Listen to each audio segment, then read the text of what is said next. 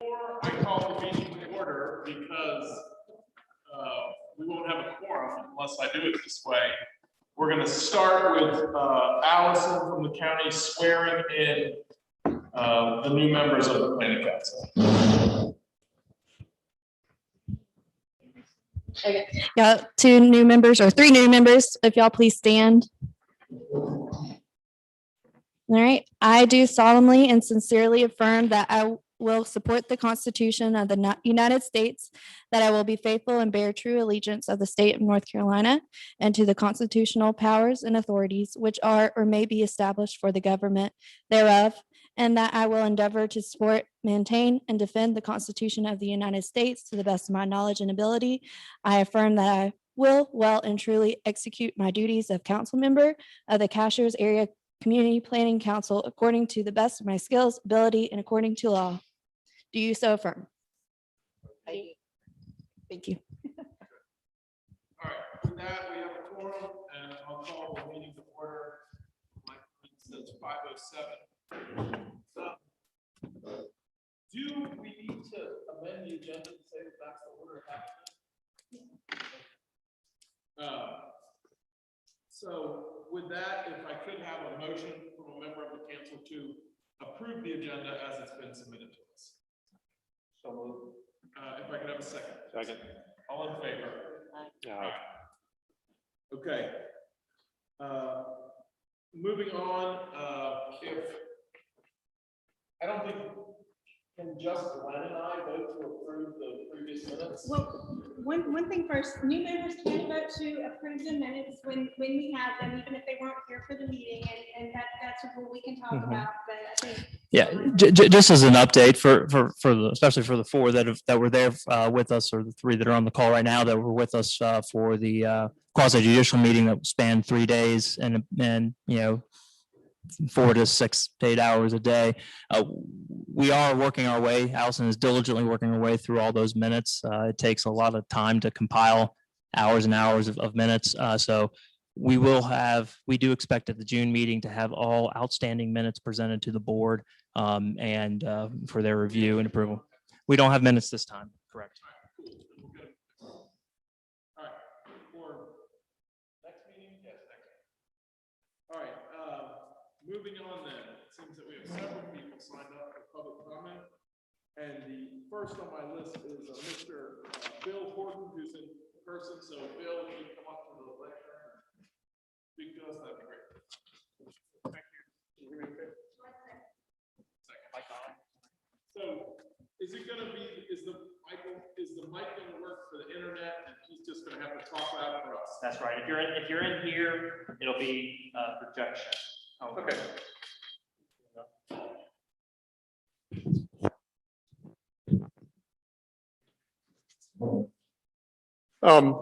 Thank you very much for letting me speak for a minute as a full-time resident here.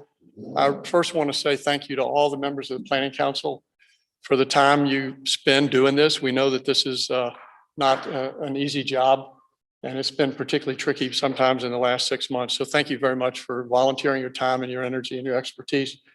And also want to thank the county support folks, Heather Baker and Mike Poston and the rest of the group, because you know, there's been a lot going on, and it's been very helpful for the whole community to educate themselves about what's happening. So thank you for that. I really just have 3 comments, and I'll be short.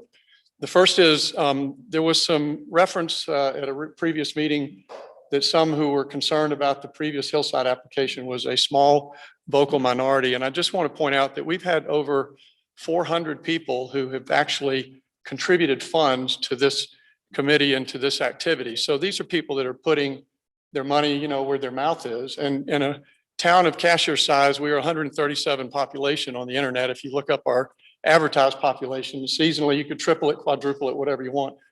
400 people is more than a small minority. And so, you know, I just want to make that point clear. The second is that Mr. Poston pointed out, and I thought his presentation was very professional and very educational for us in the community. It's a complex issue. There are issues related to the building size discussion, process discussions. There's a lot here to work through. And I'm personally want to be sure that, particularly now that we've had this change and some new members have joined the committee, that they have plenty of time to get up to speed before major big league binding decisions are made. I caution the group to think in those terms where it's reasonable. And to highlight what Mr. Poston pointed out, that the small area plan and the land use areas that are called for related to our current codes and ordinances don't really match up very well, which puts all of us, you and the public, in a difficult position to kind of make good decisions. And I think the recommendation of trying to synchronize the small area plan as a guidance document together with what is in our codes and ordinances in a new improved version is a really smart starting point. So thank you very much. And I didn't warn Bill, but he took less than that time. But I'm gonna limit everyone to 3 minutes. Next on my list is Ms. Susan Gregory, who's here virtually. Allison, do you have her? Hi there. Yes, I'm here. I'm just going to read some notes. So first, I want to say thank you to all the returning and the new Cashiers Planning Council members, and to the Jackson County employees for your continued efforts to preserve Cashiers as the small, viable mountain town that we all love. For context, my family has been property owners in Jackson County since 1958. I was kind of echoing what the gentleman before me said, as far as, I wanted to bring to your attention a comment that I think occurred in April that on its face is both false and misleading. The claim that there's a small vocal minority that opposes the Macaulay development.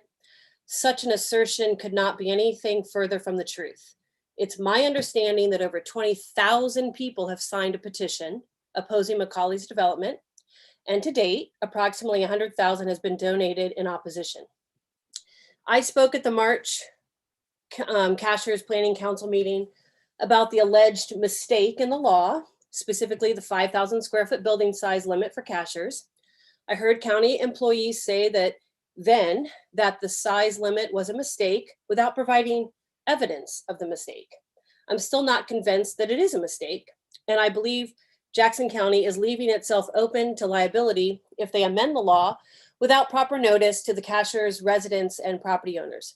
Further, I understand some buildings that exceed the 5,000 square foot limit, specifically the Boys and Girls Club, have already been approved. But at the same time, those buildings did not garner opposition like the opposition to Macaulay's proposed development. Those buildings do not permanently alter the village feel and scale of Cashiers. Macaulay's development is an atrocity to the plateau. Whoever thinks Macaulay's development will improve the area is deranged. We all know that Macaulay will submit a new plan with the intention of reducing the size in a disingenuous attempt to placate the community's concerns. No one here, or who has signed the petition in opposition, is naive to this bait and switch approach, and to suggest otherwise is insulting to the community members, property, and business owners. I'm going to read from an April 2020 article published in the UNC School of Government on the moratorium of land development. The summary for the article, and I'm happy to provide a copy, whoever wants it, is, and it was actually provided to me by someone involved with the Cashiers Develop Cashiers Responsibly group. I think he's going to speak after me. But the summary states, and I quote, "Given the time needed to complete the procedures required for adoption or amendment of development regulations, or to even rezone property, local governments sometimes adopt moratorium on development to preserve the status quo while plans are made, management strategies are devised and debated, ordinances are revised, or other development management concerns are addressed. Moratorium are also sometimes used when there are insufficient public services necessary to support development, such as inadequate water supply or wastewater treatment capacity. Cashiers lacks the necessary public services to support Macaulay's development. There is inadequate water supply. Oh, sorry, that was your 3 minutes. Were you able to hear me? Oh, she's muted.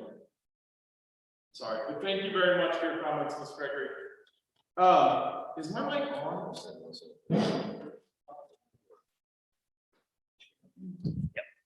Okay, I'm sorry if you weren't able to hear me. My mic wasn't on, but that was your 3 minutes. Thank you very much for your No, comments. I didn't hear you. You just cut me off. I did cut you off, and I apologize for that, but it was your 3 minutes. Thank you very much. Next on my list is Mrs. Mary Palmer Dargan, who's here virtually. Oh, Ms. Dargan? Yeah, so glad we can meet in person again. This is awesome. Hello, I'm Mary Palmer Dargan. I'm a resident and business owner in Cashiers full-time and have been back here 24 years. And I want to thank, of course, the new members of the Cashiers Planning Council for your time and thoughtful consideration for our future. It's so important for you all to be here joining, coming around the campfire, so to speak. And I'm really proud of Cashiers. It's a place where you can make a difference by simply coming to the meetings. So I have 2 points to share. When public comment comes at the beginning of a meeting instead of at the end, it's really hard to understand the body of the new business that's coming to hand if you don't know all the points. So I'm suggesting that, yes, it would be awesome if we could have public comment toward the end of the meeting. And the second point is a case in point. There's new business on the agenda, and please correct me if I'm wrong, but it's about conditional approval. It's a pretty awesome concept, and it is so applicable to what we need in the community now to guide zoning decisions. Presently, special exceptions apply to unusual development proposals, which we've recently had. It's pretty cumbersome and it's difficult to include public opinion. Thus, the small local minority grassrooted and said they wanted to have more meetings about things that were coming along. So I'm really in favor of adding this to our zoning designations if it will allow us to have more public meetings in advance of being approved, more discussion about what the opportunities are and how it interfaces with the Uniform Development Ordinance, et cetera, et cetera. So that's my suggestions, and thank you all very much for being here today. Thank you very much, Ms. Dargan. Next on my list is a Mrs. Kelly Ryan, who is supposed to be here virtually. She's here. Please come to the lectern. Sorry, I'm going off this list, but thanks for letting us know when you're here. Last minute to come in person. So thank you all. And I want to echo what everyone else has said and thanking the current council members and the new council members. I've volunteered before on committees and boards, and it is a big responsibility and you don't get paid for it. And I know it's a lot. So I'm kind of going to echo what other people have said in terms of the vocal minority. And I know you all have probably seen some of the same names and faces over and over again, but some of us have just been busy. We recently moved. My husband and I have been Cashiers residents or have owned property here on and off since 2003. And everybody I talked to about this project, I haven't met one person that's for it. I know the Macaulay team, the developers for it. There are probably some real estate people, and I'm just recently retired from real estate, so I have nothing against realtors. I think realtors are great, but I just feel like the majority of the people that live in Cashiers and work here do not want this. It is way too big. It's like, I don't know if any of you are familiar with Avalon in Atlanta. It's a great thing for a big city, but it does not belong in this tiny community. So I just, as other people have said, we've got 20,000 people on a petition opposed to it, over $100,000 raised by, I think, about 400 people. So I just think you need to know it is definitely not a minority. I think it's a majority. So please keep that in mind, and hopefully y'all will do what's best for the community. Thank you. Thank you very much, Ms. Ryan. Next up on my list, virtual or in person, is Susan Bianchi. Susan, where are you? Please come forward. Thank you. You're welcome, ma'am. It's much more fun to be in person. Oh, everybody else is taller than I am. Okay. Just to echo what's been said, thank you to all the old members, new members. You're volunteering your time. We know that, and your expertise, and it's most appreciated by those of us who are here in the area. I wanted to speak to the issue that was raised earlier about the placement of the public comment. on the agenda and hope that you would consider, I'm not sure if that's a council decision or the chairman's decision or a staff decision, whether if we could move that to later in the agenda, it would allow the public who comes to observe and learn the opportunity then to comment on what's presented to the planning council members. Substantively, we could hear and participate perhaps more effectively. All of that, I think, goes to this larger question of public engagement. And another thing that perhaps would be useful, at least that I observed, when you print an agenda and it says things like UDO and conditional zoning, obviously the average layperson doesn't really know what that is. So to the extent that the council or the staff could elaborate a little bit and educate us with layperson language, either in the newspaper, on the agenda, whatever it is, references that would make it easier for us to prepare for such a meeting, I think we'd all appreciate it. And just like we appreciate being here and having the opportunity to speak. So thank you. Thank you very much, Ms. Bianchi. Next on my list is a Miss Yvonne Johnson. My sheet is telling me virtual, but look at this. She's here. Look at that. Look at that. My sheet is not doing such a good job. Go ahead. Good evening, everyone, and thank you to the former council members. And Mike Poston, thank you so much for your presentation last month. It was excellent. And new members, welcome. You have a daunting challenge ahead of you, and I am so grateful that you have volunteered to do some work for us. I want to talk about the small vocal minority that spoke last month, and that was the minority of landowners who wanted to sell, a developer and real estate agents. And they made the comment that only a small minority of people did not want the hillside development. And that's not true. And you've already heard that tonight. And I'll just reiterate that. $100,000 speaks. The signs around Cashiers now say, develop Cashiers responsibly. And that responsibility lies within the community at large. All of us, we live here. I live here. I want my community to represent what the small area plan calls for, small in scale. And so that's what we are looking forward to, is the change in the UDO that represents that small area plan that was developed for Cashiers specifically. And so nobody is against development per se, but it has to be within the realm of possibility for our area and the way we want to live. And I am reminded by a quote from a so-called expert witness last fall, Mr. Green, who said, Cashiers cannot continue to live the way it has for the past 100 years. Well, he didn't live in Cashiers. He never lived in Cashiers. He doesn't live here now. And that was opinion, not fact. So I implore the new council to listen to fact. Thank you. Thank you very much, Ms. Johnson. Next is a Miss Betty Crowder. Virtual Betty. Just a second.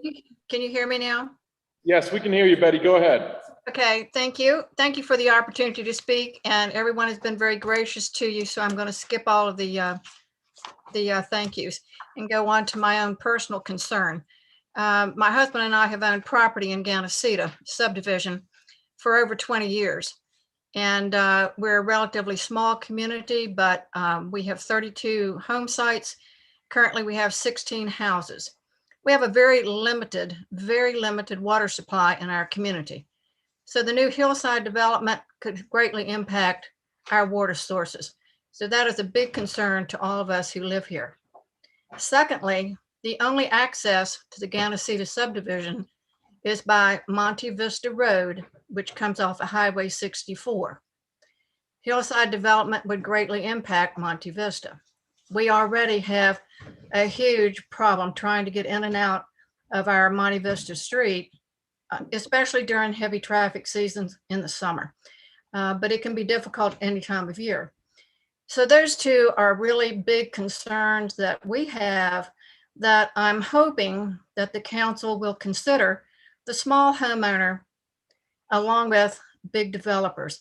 We've also been curious as to how can we add a great deal more of new small businesses to our community when we see the ones that we currently have suffer during the wintertime when there are not enough people here to support them. So I think there are a lot of things that have to be considered besides just what somebody wants to do with a huge piece of property. I do thank you for allowing me this opportunity to speak, and I trust that all of you will follow the guidelines. I did read through the items being presented tonight, and I noticed that if approved, for a community notice, it would be passed on to people living within 500 feet of the proposed development. I'm not sure that any of our homeowners are within 500 feet of that property line, but we're not far off of it. And I feel that that's not quite fair to the homeowners in Ganasita if we're not notified of a public presentation. Thank you for allowing me to speak, and I wish you good fortune in your continued jobs as volunteers for our community. Thank you. Thank you so much, Ms. Crowder. Next on my list is a Mr. Brandon Morris. Brandon? Or Miss Brandon Morris? It's Mr. Can you hear me okay? Yeah, please go ahead, sir. Okay, I just wanted to kind of echo what I'm already hearing, a lot of it, only with the context of I'm not a Cashiers resident, and I'm speaking for all the people downstream that find the Chattooga River as a refuge from our urban settings that we live and work in. And there's thousands of us. However, what goes on, I think it in this small area of the headwaters is going to have a great impact going forward into the future of what happens to the river, the ecosystem, and how people enjoy it downstream. You've got two other states to consider here. And I just instinctively think that this will be a destructive impact to the character of the Chattooga River. And like I said, it is a refuge for myself and many others from the troubles that we have in our urbanized settings. I personally live in Greenville. I've run into people from Atlanta on the river, up visiting that work there. And, it just being out there reminds us of the thankfulness that for the things that we do have, even though there are a lot of troubles living in an urban setting. And I don't think the interest in Cashiers, as far as people moving there's a lot of people moving from Florida. There's people moving from New York. I don't think that this is a small one-time thing when you consider it in the context of national issues right now and the substantial relocation of people from urban areas, particularly Florida to North Carolina or New York to North Carolina, many other areas. And for people to treat it as just an opportunity to make a lot of money, I think for the future going forward for everybody, all three states, people in this area that have an interest in this, it's opening a can of worms that will multiply problems and complexity for not only the Chattooga River, but the leaders of Cashiers going forward. I would love to live there, but I'm content not to, if that means keeping the Chattooga River the wild and scenic place that it is. It's a special place. It flows through one of the only intact wilderness areas. It's one of the only rivers that's undammed. It's one of the only rivers that's not paralleled by a road.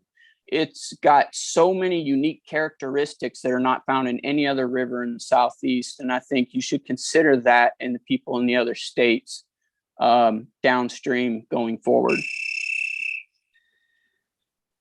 Thank you very much, Brandon. Next on my list is a Robin Walker.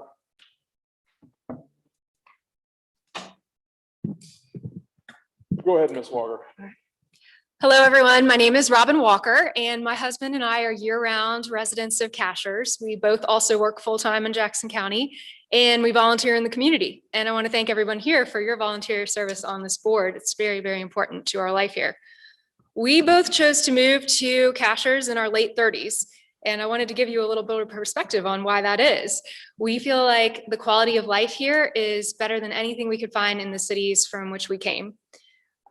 We really value peace and proximity to nature. We know there are things that aren't available here in our backyard, but what we want to see in our backyard are trees and wildlife and quiet. And that's very important to us. I want to ask you that when you're thinking about making changes to our development ordinance, I would focus on preserve and protect more than on change and improve. Instead of looking at what other towns have that we don't have here, you should focus on the character and the natural resources that we do have. Protect the mountain vistas and the woods, protect the wildlife, protect the Chattooga watershed, protect us from noise pollution and light pollution.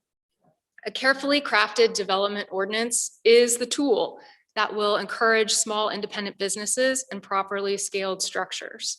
The second thing that I want to address is I would urge you to consider a new option that will give you additional time to make sure that you get this right.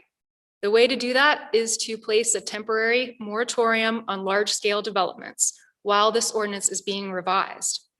The moratorium is important because once a large-scale development is approved, it can't be undone. If you get it wrong, that's devastating to the community and something is lost that can never be gained back. I want to repeat what Ms. Gregory was saying and encourage you to read the summary from the UNC School of Government on moratoria. It gives you all the details.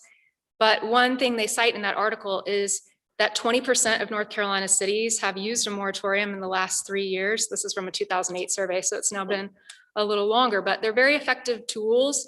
They are commonly put in place for a short duration, like 6 months, and they apply only to particular types of development. For example, Asheville recently did a moratorium on hotel ordinance regulations, and that allowed them time to research and implement the new guidelines. I also want to point out that timing is very critical when it comes to a moratorium. And I would urge you to ask your staff questions about how that works. But if you wait too long to implement the moratorium, then a development application can be put in. And even if it's paused, it might be heard under the old rules instead of the new rules that you take time to put in place. So when you're weighing the balance of interest tonight, I want you to consider that a temporary delay might affect a few individuals, but getting it wrong and rushing through has monumental consequences for all of the people who live here full time. And we appreciate your time. Thank you. Thank you so much. That's your 3 minutes, ma'am. Next on my list is Maria Chasins. Maria, you here, virtual, where are you? Yes, we are. All right, there you go. Go ahead, Maria. Good afternoon. Yep, this time I am virtual, Michael, so you got that right. Just a few comments, many of which have already been made. In fact, they've all been made in one shape, manner, or form. Thank you to the members who have served in the past, and especially the ones who in March listened to the community and had the courage to take a stand. And thank you to the new members coming in for being willing to serve the community. Also, I wanted to reiterate comments made by both Mary Dargan Palmer and Susan Bianchi about giving the community an opportunity to respond after items are discussed and introduced, because otherwise it's without knowing what's going to be brought up, it doesn't give the community an opportunity to react. Thirdly, I would like to support very much the thought of a moratorium being imposed. At the moment, as I understand it, you are looking at both a change in process and a possible change in zoning. And it's important to give yourselves and the community a chance to discuss, think about the changes, how they're going to be implemented, before any applications, further applications are submitted, accepted, approved, whatever. And as Robin Walker said, I think it's important to do it quickly so that we can make sure that we've got the opportunity to think things through before we consider any other development options. Finally, again, on the question of the so-called vocal minority, in terms of all of the signatures that were on the petition, I would like to say that I did not realize there was a petition. I don't think my husband did either. If we had, we would have signed it. So there's at least 2 more. And I am sure we're not the only ones. There were lots of people, I think, who were not aware of this petition. And as has been said by others, I have not met a single community member who lives here, has a home here, who is in support of the Cashiers Hillside. So that is, I'll keep it brief, and thank you so much for the opportunity to speak. Thank you so much, Ms. Chasins. I think next, your husband Don also signed up for time. Is that correct? It's Dan. Yes. Dan, I misread. Dan, go ahead. Thank you. And I would like to also add my thanks to the members of the council, both current and former. Maria and I are full-time residents here in Cashiers. We're very happy about that. As it happens, I'm also the head of our homeowners association in High Meadows. And this goes to the issue of, whether the opposition is a vocal minority or not. We've heard a lot about that. I agree with the others. It's really not a minority. I think it is a majority. In our homeowners association, there's not been one member in favor of this development. In fact, we had a member who sold as quickly as possible their property because they were of the opinion that it was likely that the hillside development would get built, and that was not in keeping with what they wanted in their community. Rather than repeating some of the other points that have been made, I'd like to address 2 issues that I think are relevant to the discussion that's been had and will be had going forward. And these are the issues of standing among community members, of who is able to speak in our public hearings. And the second issue would be expert testimony. My point is that regardless of the legalities, everyone who lives here, works here, pays taxes here, visits here, essentially has standing because a proposal of the scope that was in front of the council this spring, and something like it will soon be coming back, we're given to believe, would change the nature of the community for everyone, not just those with abutting properties or within a very short distance. So the fact of the matter is, I think everyone has standing, and that's why you're seeing the reaction among the community that you're seeing. And the second thing is the issue of expert testimony. And I don't discount the experts by any means, and there certainly will be a need for many more experts on a variety of subject matter areas that we haven't heard from yet.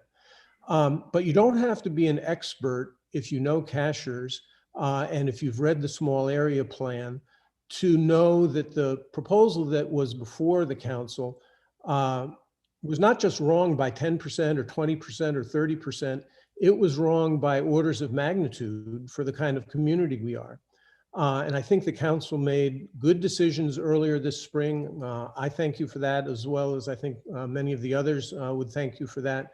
And I would just like to close by suggesting that if the council follows some of the suggestions and thoughtful comments that have been heard today and uses the small area plan in the way that it was intended, Mr. Tyson, that's your 3 minutes, sir. Thank you very much. Thank you. Next on my list is a Miss Maria Partlow. It says. Can you hear me? Yes. Okay. Go ahead. Again, I support everything everybody has said. And I want to thank all the council members, new and old, and Jackson County officials. We have the biggest opportunity we've had in 100 years right now. And technically, this seems hard, and it probably is. A lot of legalities here. But big picture, this is really not hard. We've got a small area plan. We've got the consultant who presented a proposal for the zoning and the village overlays a couple of meetings ago. And it's just a matter of keeping our character as a village and our culture as we grow and develop and protect our environment, which is really the true engine of our economy here. That is everything. So this planning council is probably going to be the most important one that's ever been sitting in Cashiers now and for the future, for decades to come. So let's do this right. Let's think through it. Let's put the moratorium on the big buildings. And I also support the Q&A at the end of the agendas. I have one last thing to say. I raised a lot of money for Develop Cashiers Responsibly. I have never had such an easy time raising money in political campaigns or other causes where I just called people and in 2 minutes they said, how much do you want and where do I send the check? And I think that passion and that willingness to support us and raise that much money in literally a few days sort of tells the whole story. Thank you. Thank you, Ms. Partlow. Next on my list is Ms. Sharon Cole. Sharon, can you hear us? Hey, I am here and I'm a new voice, but not a new person of interest for this project. My husband, Matt, and I are part-time residents in Cashiers, but I've been in this area of the mountains all my life. And I'm also a member, long-term member of the Highlands Cashiers Land Trust. I was a long-term member of the Cashiers Village Green, just rolled off of that board not too long ago. So you know that my heart is in protecting and taking care of this incredible place that we have. In fact, the beautiful building in which you sit, I was on the Village Green Board when that was planned, and the planning of that building was so that it would echo the character of the things that were already here. I did laugh about the small vocal minority because of those 3 words, there is only one accurate one, and that is vocal. And again, it was, as people have said, it was so easy to get 20,000 people, of which we were some, to sign the petition. We gave money immediately upon ask and are happy to give more, as I'm sure other people are. And the reason we're happy to do that is that we love Cashiers. We want to preserve the true character of this place. This is what will stand Cashiers in good stead for decades to come. And last thing, y'all are right, you've got to change the agenda. It should be point, counterpoint, not counterpoint, point. Thank you very much. Thank you very much, ma'am. Next on the list, Mr. Richard Ott.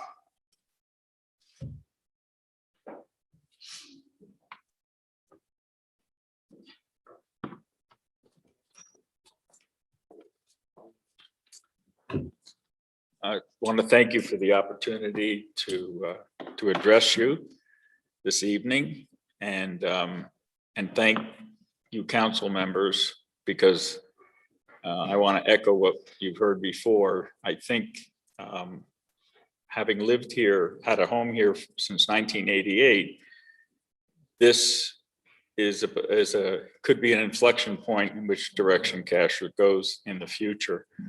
And I know that on the agenda today is a discussion of the potential for conditional zoning. And conditional zoning is an approval process that makes changes dependent upon conditions. But like everything in life, the devil's in the details. And I simply want to echo the words of those who have come tonight before me. But I would ask that any conditions take into account the Jackson County Unified Development Ordinance that deals with regulated districts such as Cashiers. And I want to emphasize 2 sections. Section 9.1 that says that the ordinance code says that we must preserve the community's unique scenic quality, to conserve the natural resources and environmental quality of the community and to protect and conserve the heritage. And my wife and I made the decision to live here full-time in the last year because being here since 1988, we've seen that despite growth, that heritage has been maintained. And then the only other section I want to mention is 9.3 that specifically deals with Cashiers and the Village Central District, which is what that crossroads represents. And that has to do with maintaining the traditional scale of the village center, and that is an important goal of the district. So I just, knowing that what's on the agenda and what's going to be discussed, I would simply ask as a community member for all these years that the council take into account those two code ordinances that I think have to do with the spirit and intention of those codes. Thank you. Thank you very much, Mr. Ott. Next on my list, a Miss Debbie Clark.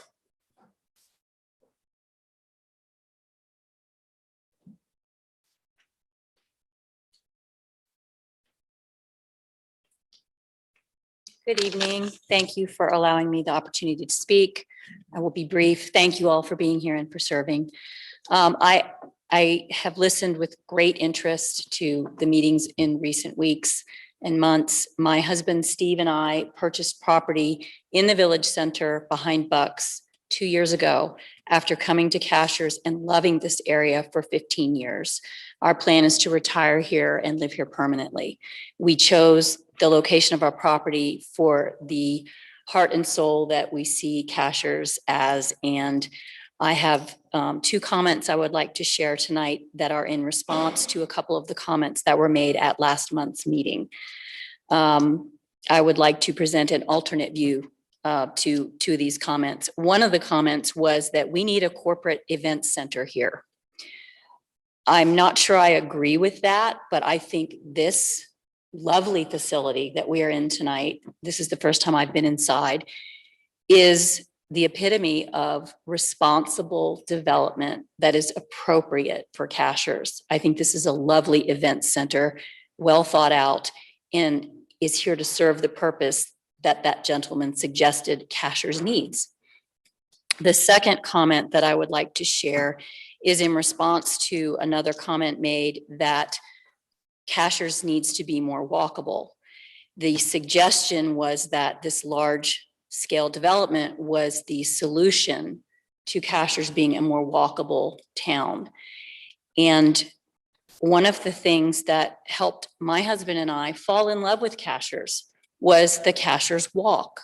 We discovered Cashiers by looking at the plan. I think it was in the Laurel perhaps, with the pathways and the locations of the businesses and so forth. And we walked it and we fell in love with Cashiers. That's how it happened for us in large part. I know they are working on the Ramble. I've seen the new signs. So we're already working in that direction.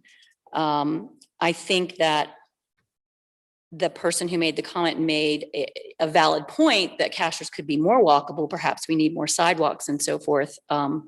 Up and down 107 and maybe on part of 64.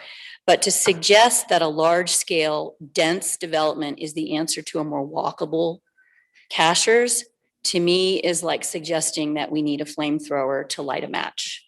I think we have some things here in Cashiers that we're already pursuing that would be appropriate and in keeping with responsible development. I thank you very much for allowing me to share my comments. Thank you, ma'am. Next on my list is Miss Laura Moser.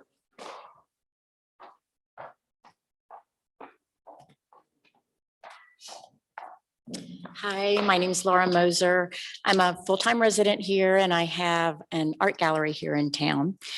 And the reason we moved here is because of the natural beauty of the area. And when this development came in and I saw the plan, I became very scared because it was, they were taking down forest unnecessarily and causing damage to all the things that we hold dear here. And so I think Brandon and Robin really said it very well, and I am just going to speak in support of them. But thank you very much. Thank you for volunteering, and I know you're going to take good care of our community. Thank you, Ms. Moser. Next on my list is Miss Jamie Moran.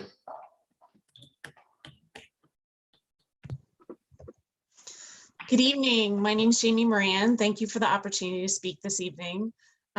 We've done lots of thanks to the board, both board members, both current, new, and retiring. And we do want to I want to echo that this is a tough job, and you are the ones who are making the decisions on a lot of important issues that are in front of us.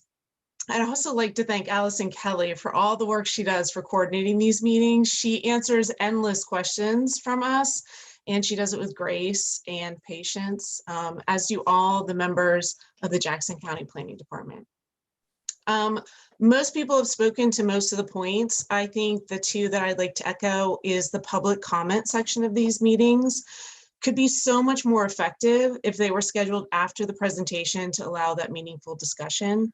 Right now, we can only comment on what happened at previous meetings. I think you're hearing a lot about the comment about small vocal minority, right? Because how else are we going to respond to that other than at the next meeting? And also something we'd like you to consider, and I've been hearing more and more of, is that the time that this meeting is scheduled at 5 o'clock, it precludes many residents of Cashiers from participating in these meetings because of the work schedules. So that might be something, I don't know who makes those rules or that schedule, but that is something that has been brought up to me multiple times to request or figure out. So I thought I'd bring it to you.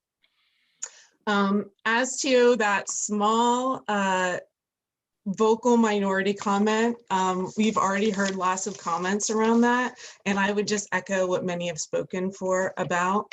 I think it speaks volumes about how our community in a very short time, as Maria said, came together, donated time, effort, money to support this initiative, and also to speak out in regards to the density, size, and design of the flawed plan that was submitted by Macaulay. We are a community that want to defend our quality of life and our mountain homes. Thank you very much. Thank you very much, Ms. Moran. Sorry, I buried my list here. I think I have one more. Here it is, I got it. No, I have two more. Debbie Clark. Did we already hear from Debbie Clark? Okay, next is Miss Debbie Clark. Yeah, we just had her. Okay. She was here twice. Yes. But Lisa Parrish is last on my list. Lisa? Hi, thank you. I know you all are waiting. Wait a second. Wait a second, ma'am. Your audio is messed up. Can we? Is it? Might be a buffering issue. Could you just try to say something so we can see if we are able to hear you? Yes. 1, 2, 3. Can you hear me? Can you hear me? Yeah. What if is that better? Can you see if she can go back into the waiting room and come back in? See if it'll make any difference. You're welcome to go on, but you are very garbled. We'll try to get you, put you in the waiting room and bring you back into the Zoom, see if it makes a difference. Right. But your internet might not be carrying your audio very well. Oh, and one more. Yeah. Oh, yeah. One more. Thanks.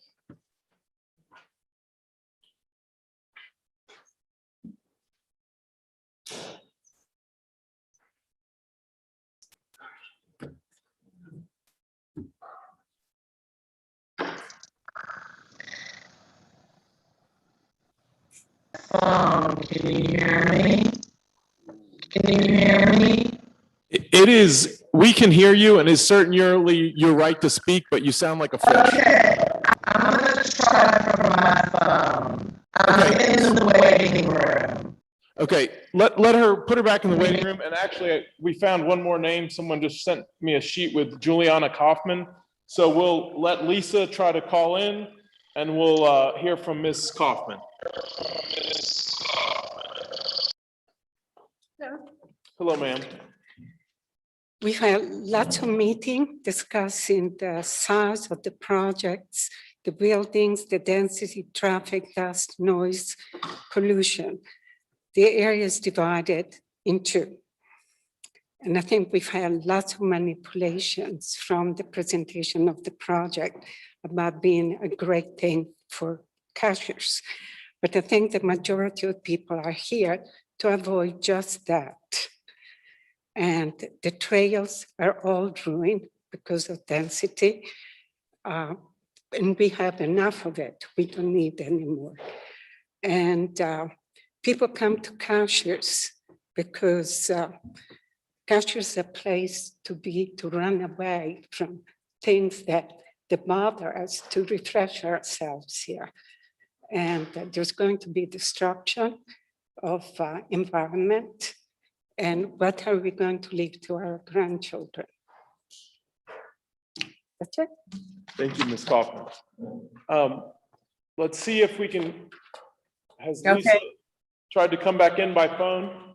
Yeah, can you hear me? Yes. We can hear you. You're a little low. She's going to try to turn you up as loud as possible. Okay, that sounds great. I'll Okay. try to talk. You're I'll try to much talk better. really Go ahead, loud. ma'am.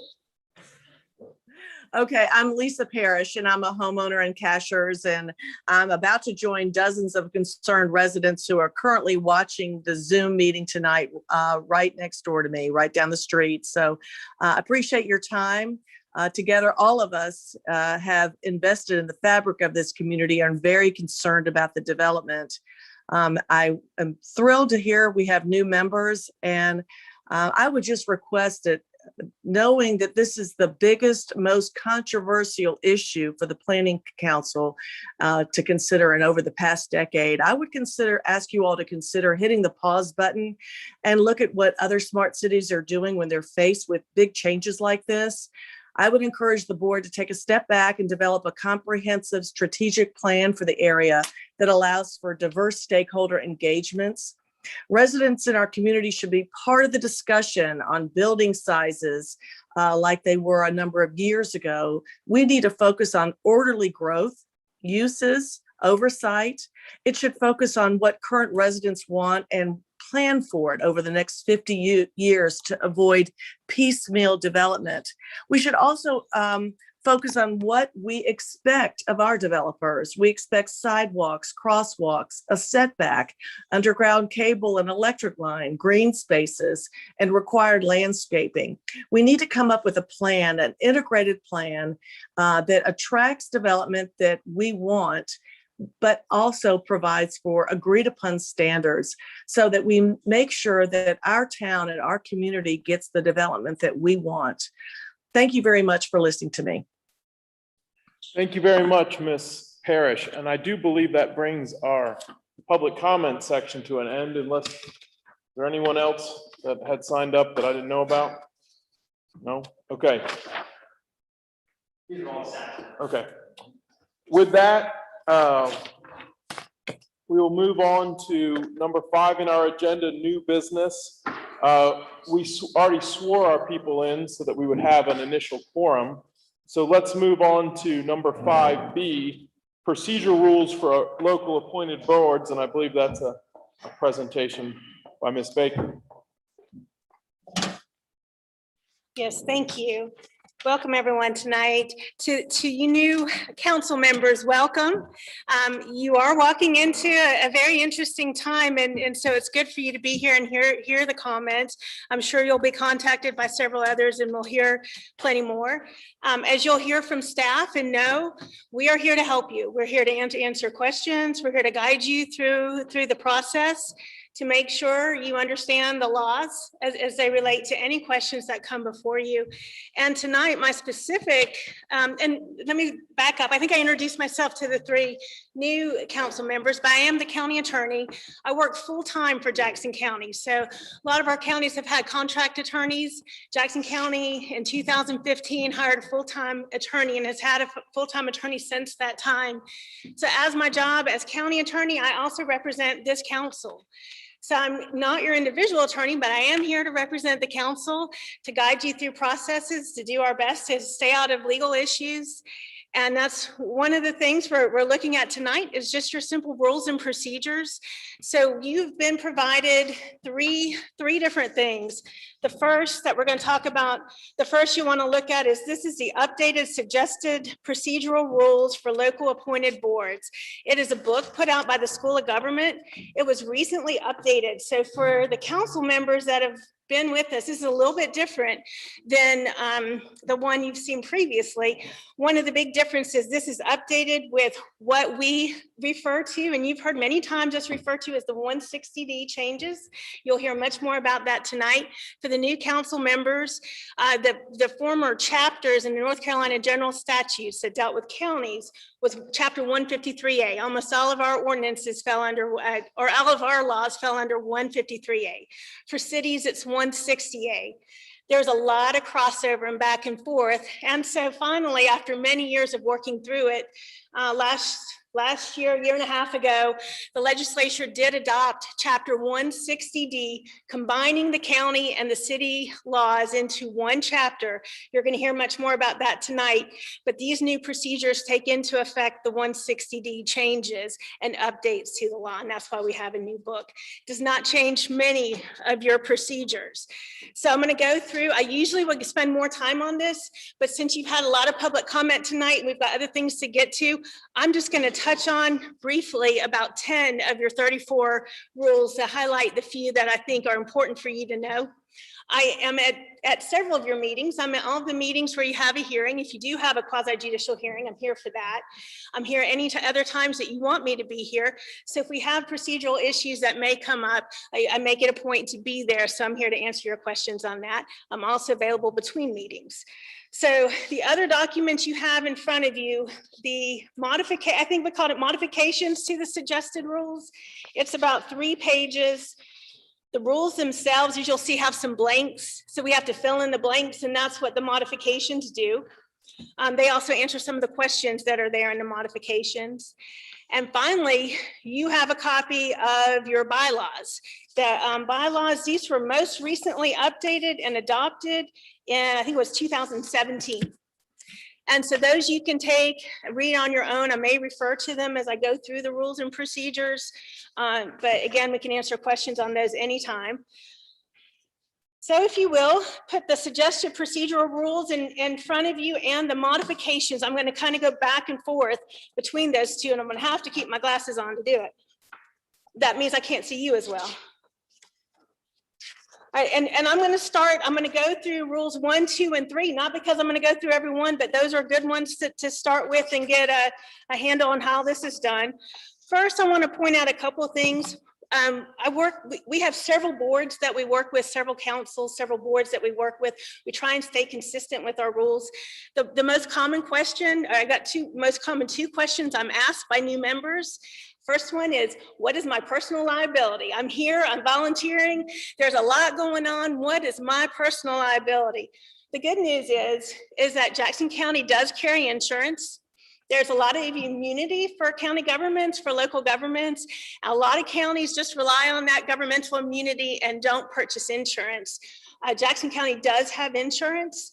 So as long as you act within the bounds of what we're going to go over today, the rules and the state laws and those things that are presented to you, you should not have any personal liability at all.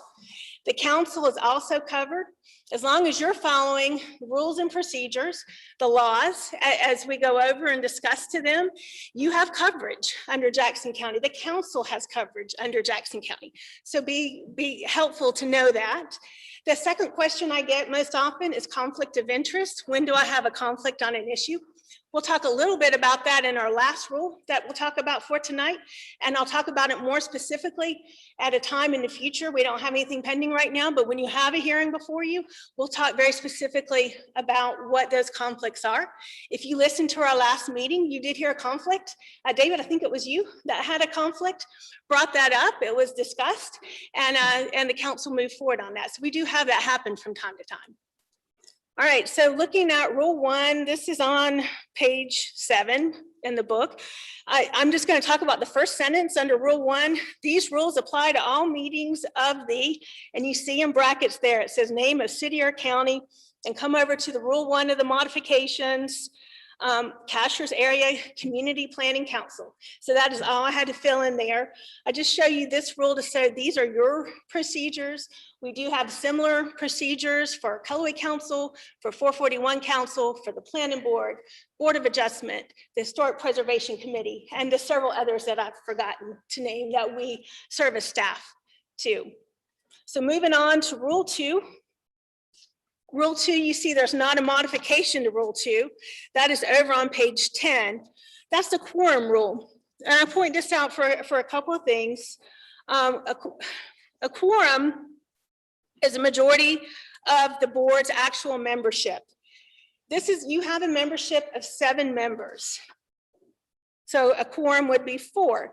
It goes on, if you see that there are a couple statements here in brackets, and what I've explained at the top of the modifications, and Allison has it up there on the screen for you to see now, anything that's in a bracket that is not explained in the modifications is part of the rule. So it is included. So the brackets here are included, excluding vacant seats. So if someone resigned from this board, at our next meeting, we would not need, the quorum would only need to be, it still need to be 4, because you're a board of 7, the majority cannot be half and half, so it's 1 more than half and half. If you had 2 members resign though, that would bring the quorum down to 3. The reason for this rule and the reason it's written the way it is always in the interest to be able to move forward with business. It's always kept for that purpose. And so that way we don't include the vacant seats until they're appointed. I really am talking about this rule more to show you how the brackets work, that is included. If there's a bracket here, that is part of the rule. The second bracket also is included a member who withdraws from a meeting of the board without being excused by a majority of the remaining members shall be counted as present for quorum purposes. That means if Glenn was to get up and walk out of the middle of the meeting without being excused, he still counts for being here for that quorum purpose. And that's important because what used to happen at boards, probably not at council levels, more at commissioner or town council level meetings, as people would leave a room to break a quorum to prevent a vote. And that doesn't work any longer, and we keep that in the brackets. But again, this is more of a sample of how these rules work.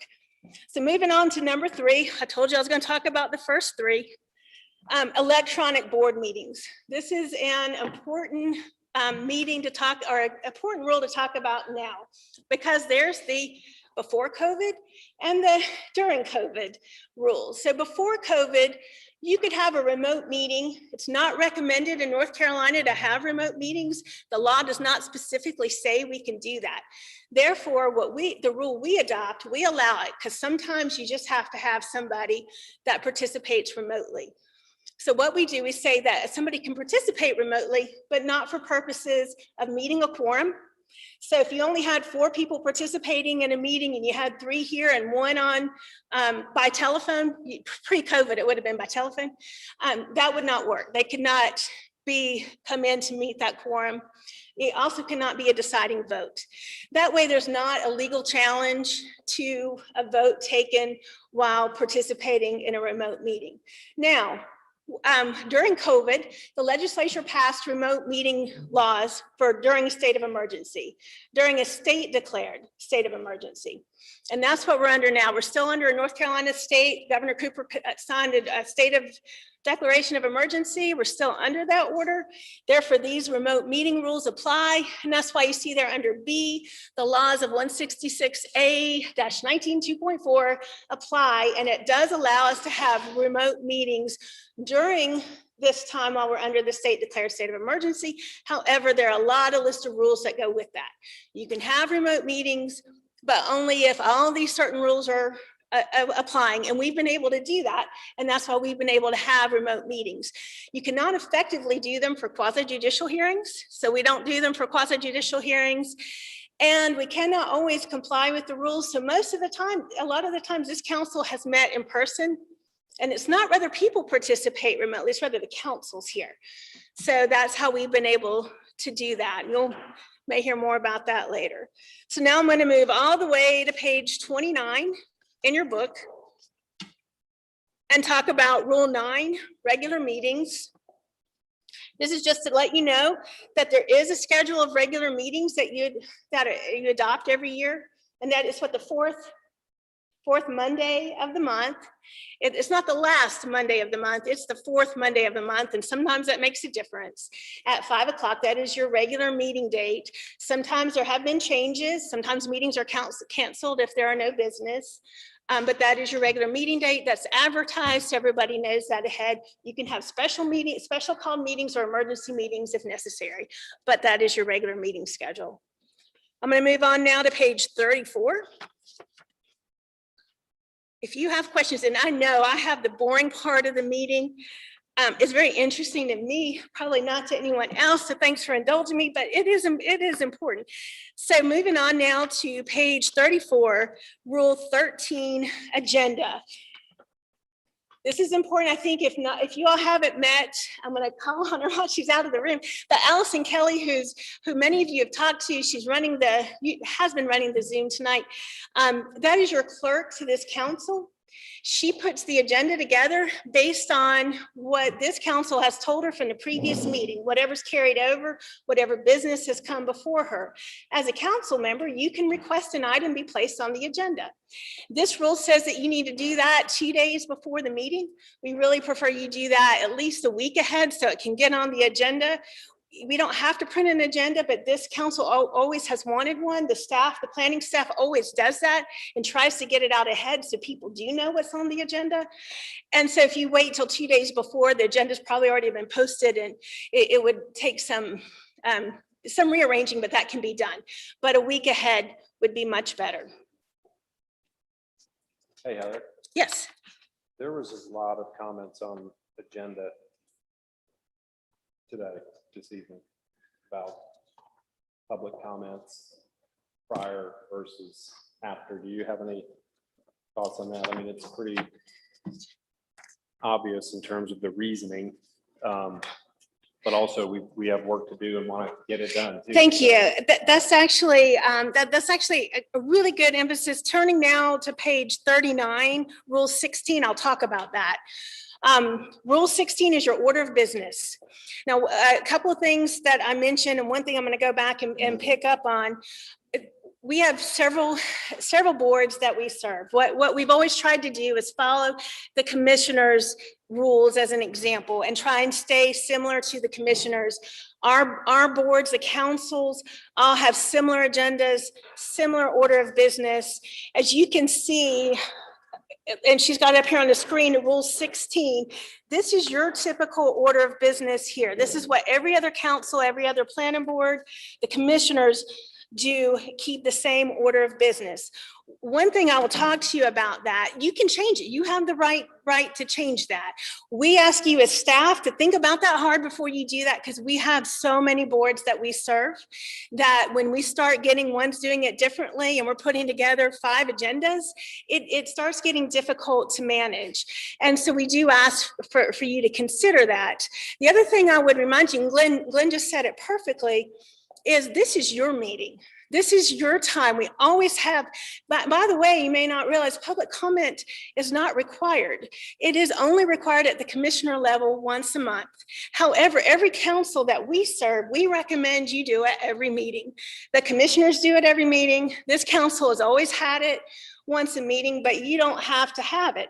But it is important to have that public comment. We do think that you should do that, but also need to realize this is your meeting. This is your time to work with staff, to hear presentations that you've asked for, to move forward with things and have discussions that you want to have and to move it forward. That's your role as a council member. Whereas you have all the time between meetings to talk to anybody you want to talk to, unless it's a quasi judicial hearing, and then you should not talk with them, because that you're preserving the integrity of that hearing by not hearing any comments and not having any comment on that. But you can talk with them by phone. They can come by and see you. You can have email conversations. You can have that back and forth. Whereas at a meeting, there is no back and forth. There's time for comment, but this is your time. It's good for people to be here, because then if you have a question for them, it's okay for you as a council member to ask them a question, but it's not back and forth comments. This is your time to work through those issues, and you're welcome to have discussions with you outside. But again, I'll go back to this. We just ask you to take into consideration the staff that you're working with when thinking of your order of business, that you can change that from time to time, either permanently or for a certain meeting if you choose to do that. Did I answer probably way more than you wanted on that, Glenn, but did I get there? Thank you. All right, Rule 17. And it's over on the next page, role of the presiding officer. You do have a chairman, and at some point you'll have a vice chairman.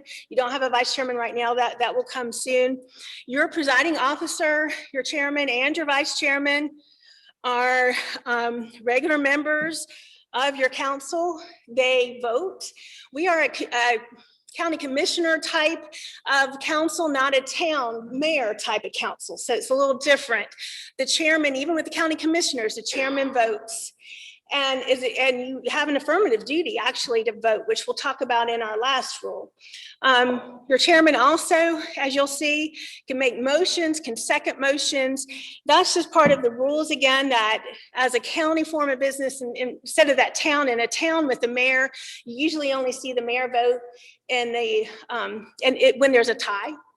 But that's not how this council operates. Now, if the chair or if the vice chair is presiding and they get into debate and they're heavily involved in a contested debate, they can turn the presiding portion of that meeting over to another member so that that other member can make rulings on motions if there are motions about that contested portion. We've never had that happen. The commissioners have never had that happen. The rules are here, though, if you need them. That is a question we get from time to time. Turning over now to page 43. I think I just covered this, really action by the board about motions. I'm going to tell you that the next several pages are about different kinds of motions. I'm not going to spend 1 minute on that. When we get into those situations, I've had it happen, I would say 2 or 3 times with the commissioners in the 6 years I've been doing this. I never with regard to a council, but if you get into layers of motions, I'll help you through that. So you don't need to worry about that. But over on page, the next page, page 44, Rule 21, the way the book's written, second is not required. We have all of our councils, all of our boards require a second. We feel that at least if you have 2 members that have gone on record as a motion and a second wanting to discuss it, it's an item worth moving forward. If you just have somebody make the motion and nobody's even willing to second it, why spend the time on the debate and discussion? And so we've always required a second. And finally, moving to page 61. Your duty to vote, and that is Rule 29. Every member shall vote unless excused by the remaining members of the council. And it's important to have an affirmative duty to vote because you get into some contentious issues. I think you're probably already realizing that. So if we have an issue before you, it's contentious, sometimes the easy thing to do is to abstain.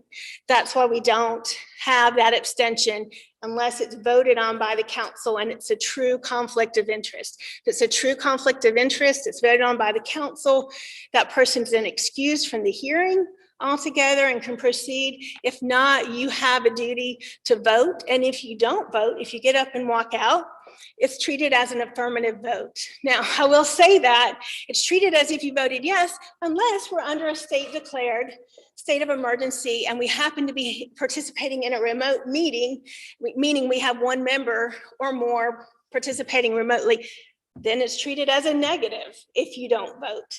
And the reason for that is due to technology. They wanted to say, in case somebody's internet went out or in case their service, they backed away from the computer, you couldn't see them, we're going to count that as a negative. That's only during that remote meeting during a state declared state of emergency. Fortunately, you don't have to keep up with all that. I will do that.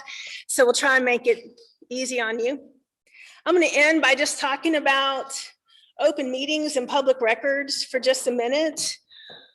All of your meetings are open to the public. We encourage the public. Having so many people come out like tonight, that's what we do this for. That's why we're here. That's a great thing for us to see. All of your emails having to do with council business are public records. And that sometimes we get requests for those and we'll be coming to you and saying, did you receive any emails that need this? And we'll need you to send those to us. We recommend that you maybe keep those in a folder on your computer. So when that happens, it's easy. Those of you that are council members that have been here, you know, because we've done this. Keep those in a separate file or keep them printed, whatever's easiest for you, so that if we request those for you in relation to a public records request, we can easily get those to the person requesting them. Everything you do related to the council is public. For me as an attorney, that was really refreshing when I came to work for the council, for the county. And I realized that most of what we do as attorneys is not that way. So it was really nice to have everything, just to know everything I was typing an email could be shared at any minute. But it is a change in your thinking when you're typing emails and texts and things of that nature to know that. So I've talked a lot. What questions do you have? I must have done a really good job if you have no questions. This time, but I think, what is going to be the procedure of adopting these amendments that you choose to do? Of these rules, you have in your bylaws, you have already adopted the rules. Well, it references this book. And so even as updated. So as this book updates the bylaws automatically? Yes, it references it. We can update that amendment. The clarifications, if you don't adopt the clarifications, you're gonna have some blanks in there that are not, really most of this is just to help you proceed and have rules to work by. So I would recommend, if you want to go ahead and adopt the modifications, you don't have to do that, but we use them, we refer to them as we proceed. The book does. It is good to adopt the modifications. All right. So with that, I think we're done with 5B of new business, and we're going to move on to 5C, the UBO discussion.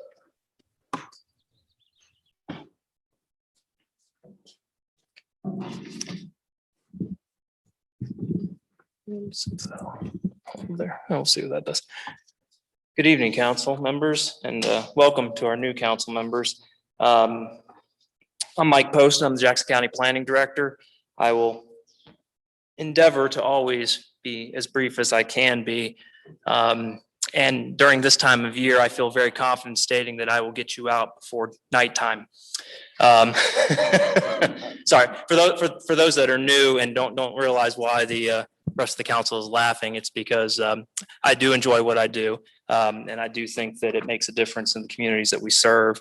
And so I'm quite passionate about trying to explain and have you understand why planning is important, what the, how planning interacts with our local area, what the benefits are. And then we also have guidelines from the state. Well, I call them guidelines. They call them statutes and laws. So Heather and I have a, anyway, we do have some governing statutes that we do have to go by. So it's my job and my staff's job to evaluate ordinances, to evaluate updates, to try to frame the conversations that you'll have as a council with the context of planning, foundational planning information, as well as state statutory limitations at times to discuss what we are and are not able to do. Heather briefly mentioned it, but I just bears reminding that North Carolina is the type of state and has this type of setup that they call Dillon's rule. And Heather can speak a lot longer on this than I will. The only reason I bring this up is because basically it says that as a local jurisdiction, you only have the authority that's expressly vested in you by the state. So if you come from a different state that has different rules, has home rule for counties and cities, you'll find this to be a bit different. So if you don't have the ability and authority granted by the state for you to take up some sort of action, then you may run into some issues if you try to implement certain types of programs that you might find common in other states that just have different enabling legislation. So I say all that to kind of dive into what Heather just briefly mentioned is 160D updates. Just really quick, she talked about it a little bit. The state legislature combined city and county enabling statutes, which is what gives us those rights to enact zoning and regulatory framework as in regards to development. They were in need of modernization. They probably hadn't been modernized in about 50 years. So they took a couple years, I think 3 or 4 years, going back and forth between a lot of different stakeholders and the General Assembly to come up with a new, basically codified state statute structure. In addition to just modernizing the language for today's purposes, they also enacted some changes along the way to what local and or city and counties what type of rules they can adopt and how they can adopt them and under what context. What that's done and what that's led to is basically a mandate from the state that we conform to those changes in legislation. Some of these, so what I'm going to do today is I'm going to talk a little bit about the 160D checklist. You have it in your packet. We tried to get that out for you just to take a look at. Not everything in this packet applies to counties, so I won't go over the entirety of it, but I will just try to frame some of these issues.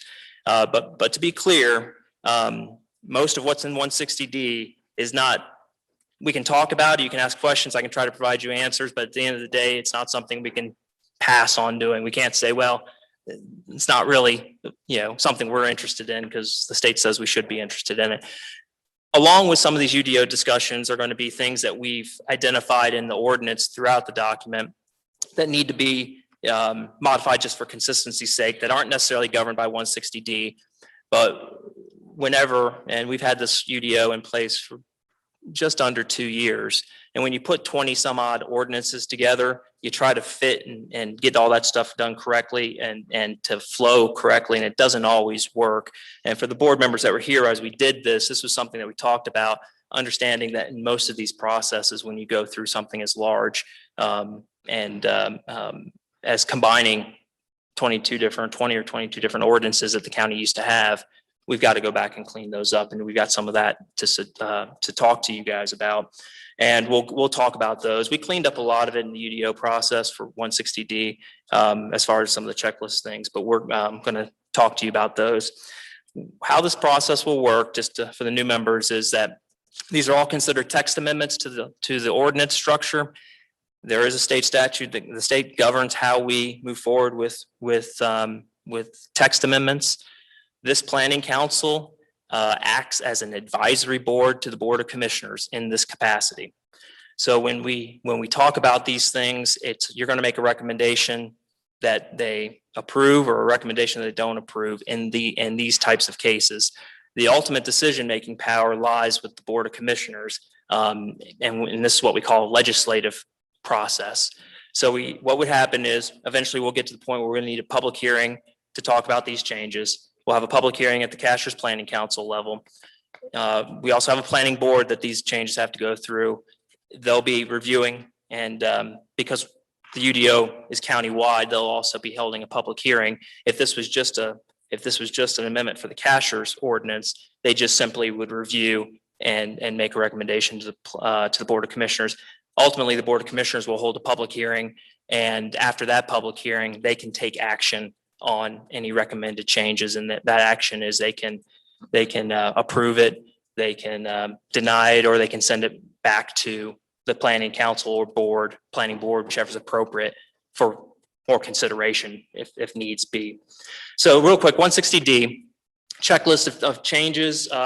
This is just, I wanted to just give you an idea of what we've been working on for the past year or so as staff.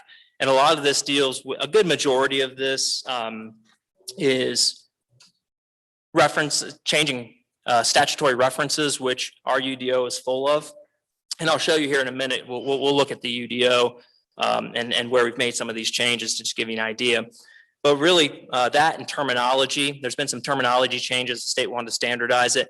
The easiest one to kind of highlight is we have quasi judicial procedures for what we call special use permits here in Jackson County.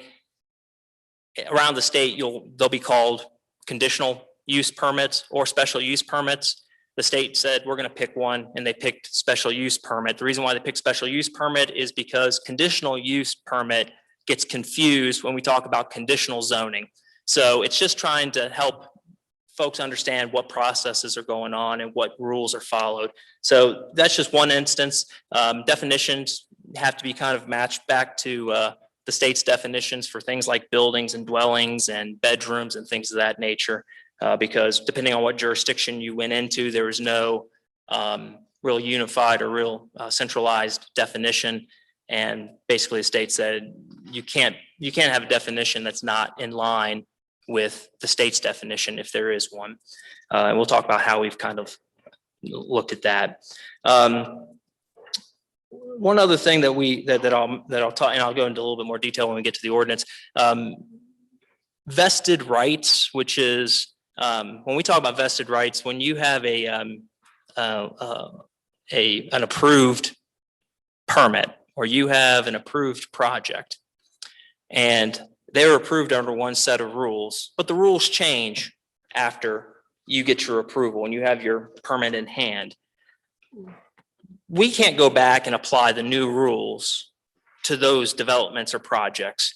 And so they have what's called vested rights. And vested rights aren't indefinite. The state defines vested rights and how long those vesting rights can occur for. And they've done some changes to that over the years. But that also leads into another part that new rule that they adopted a couple years ago as well, that we're putting into the ordinance, is what they call permit choice. That's a little bit of a newer concept. So what permit choice is, when you change the rules, but I've got my application in before we adopted the rules, and it's a completed application. After the new rules are adopted, the person that has the application and gets to pick which rules they get to operate under. So again, this isn't anything coming from the planning department or locally. This is something coming from the state legislator that runs down to local jurisdictions. And again, not something we really have a choice in saying yes or no to. This really puts the ball into the applicant's court. And depending on what it is, they'll make a choice one way or the other. But again, that's just one of those changes that we'll be making to the ordinance or looking at. Not because on its face that everyone believes that it's the best thing, but it is the state statute, and we are required to follow those state statutes.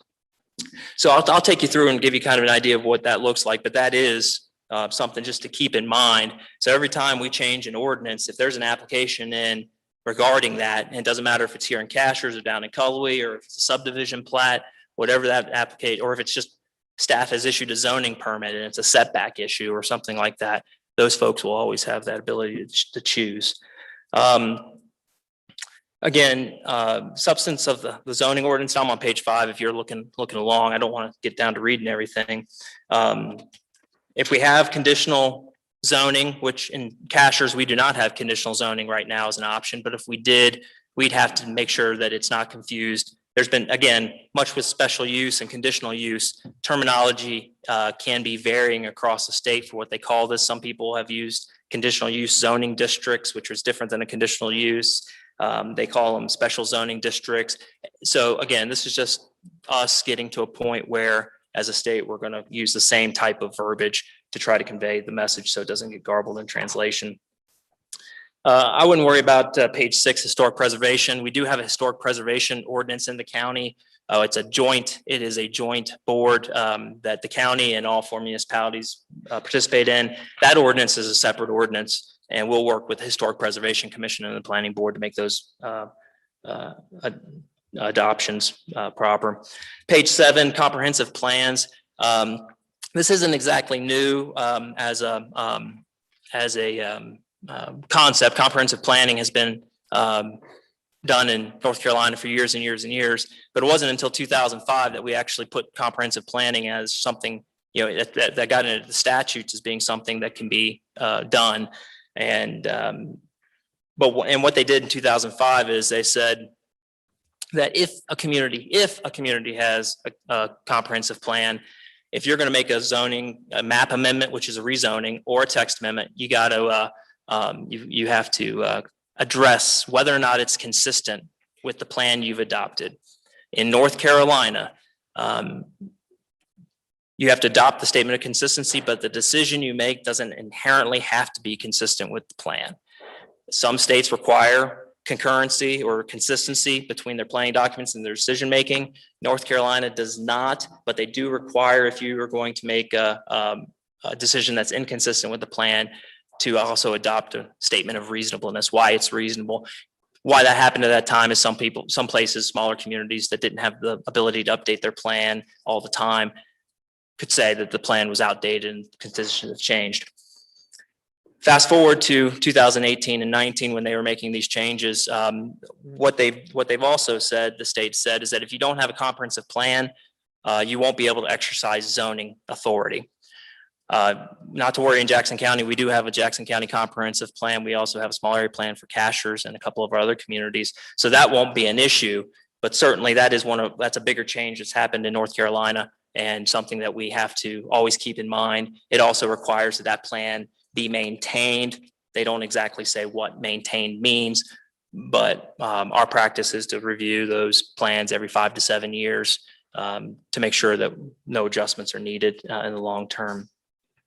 So I'm going to there's still a lot of different, let's see here, quasi judicial decisions. There's some things there that talk about how those processes work out. We won't get into too much of that right now because Heather will walk you through those decision-making processes. They don't constitute any changes in the ordinance. It's a procedural issue that we would deal with at the time of the hearing or certainly before. And then just administrative decisions that deals with what I do. It's page 11. What our staff does is from time to time, we are asked to make a determination for somebody about what the ordinance says. That's part of what staff does. And it's just basically telling us we have to provide that in writing to the folks, and that could lead them to appeal our determination, which would come to the planning council here. And I think that's about all I want to try to do out of that. I just wanted you to be aware, try to walk you guys through, especially the newer members, why we've talked with the existing board members about 160D, and we call them the 160D changes, and primarily because all these changes or most of these changes deal with amendments that the county has to take a look at and we have to adopt. There's not really a whole lot of wiggle room for the most part. Again, I'll also tell you that we also have found things that we need to clean up in our document. And we've included some of those, and we have some from Cashiers that were requested at the last meeting to discuss, and then some that we've also identified that we want to bring to your attention.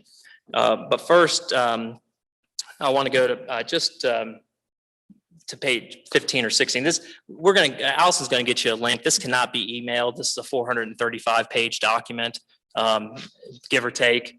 Not all of it applies in totality to Cashiers in the surrounding areas, but we will send you the link and you can kind of go through this. This is a PDF. You'll see the changes in the ordinance And certainly if you have any questions, we can talk those through. So section 1.1.14 is vested rights and permit choice. We've always had vested rights in the ordinance because we've had to, but we're also now reflecting, if you go to the next page, Allison, we're now reflecting the permit choice, which is B. If an ordinance regulation changes after an application is submitted, the applicant may choose the version of the rule that applies. If the applicant delays the application process for 6 months, the applicant will have to comply with the new rules pursuant to 143, 755, and 160D 108. Those are all new references, but that's just the basics of what the state statute is going to require. So again, I think it's important to understand this because every time we change an ordinance, and this is what you guys work on a little bit, you may have questions if somebody enacts this ordinance, they choose not to adopt or choose to go over the new application rules. You may have a question of why. The root of that's going to be permit choice, which the state requires us to honor. Page 53, Allison, again, a lot of this other sections 1 and 2 are set up to the UDO. Section 2 is just the authority of all the councils for the new members, Article 2, I mean, and we've gone through all those. Article 3 is our permits and procedures. What you're going to find in that section is some clarifications on process and procedures. There's going to be a lot of 160D statutory references that we change, and there might be even a few conditional use that snuck through the process with the UDO that will be changed to special use. Not a lot in there, but Allison, if you'll scroll down, keep on scrolling, I'll tell you when to stop here. But forgive me, this is a big document, and keep on going. I want to go down to the staff review process, which is after this. Yeah. So this has been a big question for us. We in the ordinance, we talked about upon review of the application, what's the expectation of what staff's going to do? The expectation and what staff's always provided you with is the application, does it have the information that the ordinance requires you to have? But in it gave a sense, because the wording used, that the staff has either approved or disapproved or approved with conditions the application. I think the problem with that is that gives someone the idea that staff has some ability to approve a special use permit, and we don't. We give you guys technical advice on the plans before you, but the reality is that there's, in most cases, there's 6 standards that the board has to make approval on. So I think people were, we've talked to folks in all jurisdictions that have come up against this and said, well, if you guys have already approved it, why does it go to the council? Well, because we didn't really approve it. So it's kind of misleading that staff has some approval authority when we don't. So basically we went down to, is it a complete application? Which I think probably clarifies what exactly the role of staff is. And then, is it complete with recommended conditions? Sometimes there's, this is just, again, I'm sorry, this is stuff that the staff is going to ask that also gets adopted in. Like I said, we're doing some cleanup work as well. Some of it will, this would apply to our zone districts. There's a, yes. Mm-hmm. The staff not approved on their own applications for buildings that are under. But this is specific to special use permits. Okay, but yes. Yeah. But buildings under 1,500 square feet. Correct. Staff has the ability. Correct. Yes, use by right. Yes, absolutely. Yeah. So, but this language is, what we wanted to do is try to clarify better what that is for everyone involved, and what that would mean, and what if the application is denied or incomplete or failed to meet the ordinance standards, what our obligation is to that. And then so wait, when we just one more question. Yeah. No. So you have this thing of a complete or a non-complete application, but where do we lose that information where staff said approved with conditions, and sometimes there was some direction in that? No, you wouldn't. If we believe that there's something that the board should consider in the application, we'll certainly continue to do that. This is really more or less to try to remove any ambiguity about what staff's role is in this process, which isn't as an approval agency. Yeah. But when we say that we always have, what we recommend additional conditions, if the council is going would. So you're going to say that it's a complete application, but But there's additional conditions. Right, we would say that we would recommend the council consider these additional conditions, which usually they deal with site plan and prep and sidewalks and things like that, meeting DOT standards. What we normally would say are our standards. And then if there's anything unique about that, or something that we would recommend as opposed to just our normal recommendations to you, obviously we would add those if warranted and necessary. And that would be up to the council to determine whether or not they would choose to include those recommendations or conditions within a possible approval, or if it's a denial, it wouldn't matter. So, and before I have Allison move off this, so Article 3 is our process and procedures. Article 4 is our subdivision standards. This board doesn't really see subdivisions. That goes through our planning board. And that's where, so if somebody's just doing a straight, something that's defined as a subdivision, then this board typically doesn't see those subdivisions, even if it's in the area. That just goes through the planning board process, because that's where the subdivision ordinance is reviewed, or subdivision plats are reviewed in projects. Article 5 is our environmental section, for lack of a better term. That's where you're going to find our floodplain regulations, our watershed regulations. The watershed, the identified protected watershed that the state has, the Tuckasegee watershed, is on the north side of the Continental Divide. So in so much, we won't be talking about state protected watershed standards as much here. That doesn't mean there's not value in the waterways that are down here, but the watershed ordinance was really developed at the behest of the state back in the 90s for local jurisdictions to enforce state mandated watershed rules. So we do that in those areas that are appropriate. We have a water recharge ordinance that talks about basically that kind of applies some of those concepts of a watershed ordinance to the areas outside in the county outside of the watershed. So we do have some protections about built upon areas and design standards in there as well that help cover those county areas. We have a mountain ridge protection ordinance, and we have a mountain and hillside development ordinance that while you guys would consider those maybe as part of an application, the day-to-day operations wouldn't fall within the planning council. We work mainly through the planning board with those regulatory frameworks.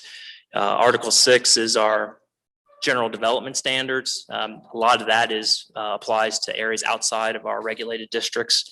But we do have some that we apply here. Industrial development, we still apply within the district because they have some more stringent standards on industrial uses.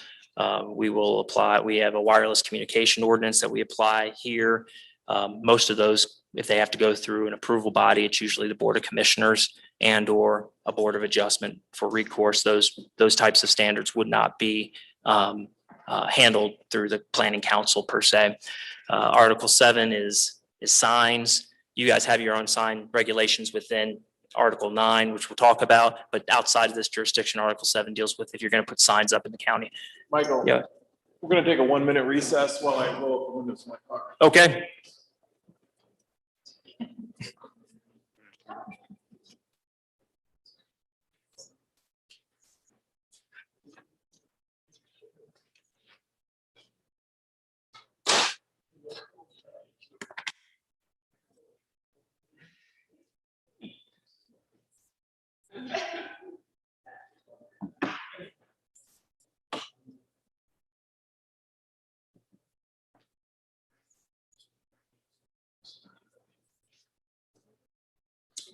I will say that I understand that this is a lot of information I'm providing, especially to the new members, in a rapid fashion. So if after this meeting today, you want to get up and talk with me about this, I'd be happy to try to provide more context for the newer members.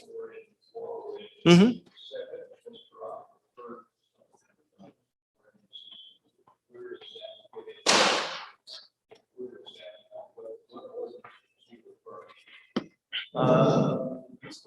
The ordinance Mr. Ott was referring to, I'll probably have to go back to.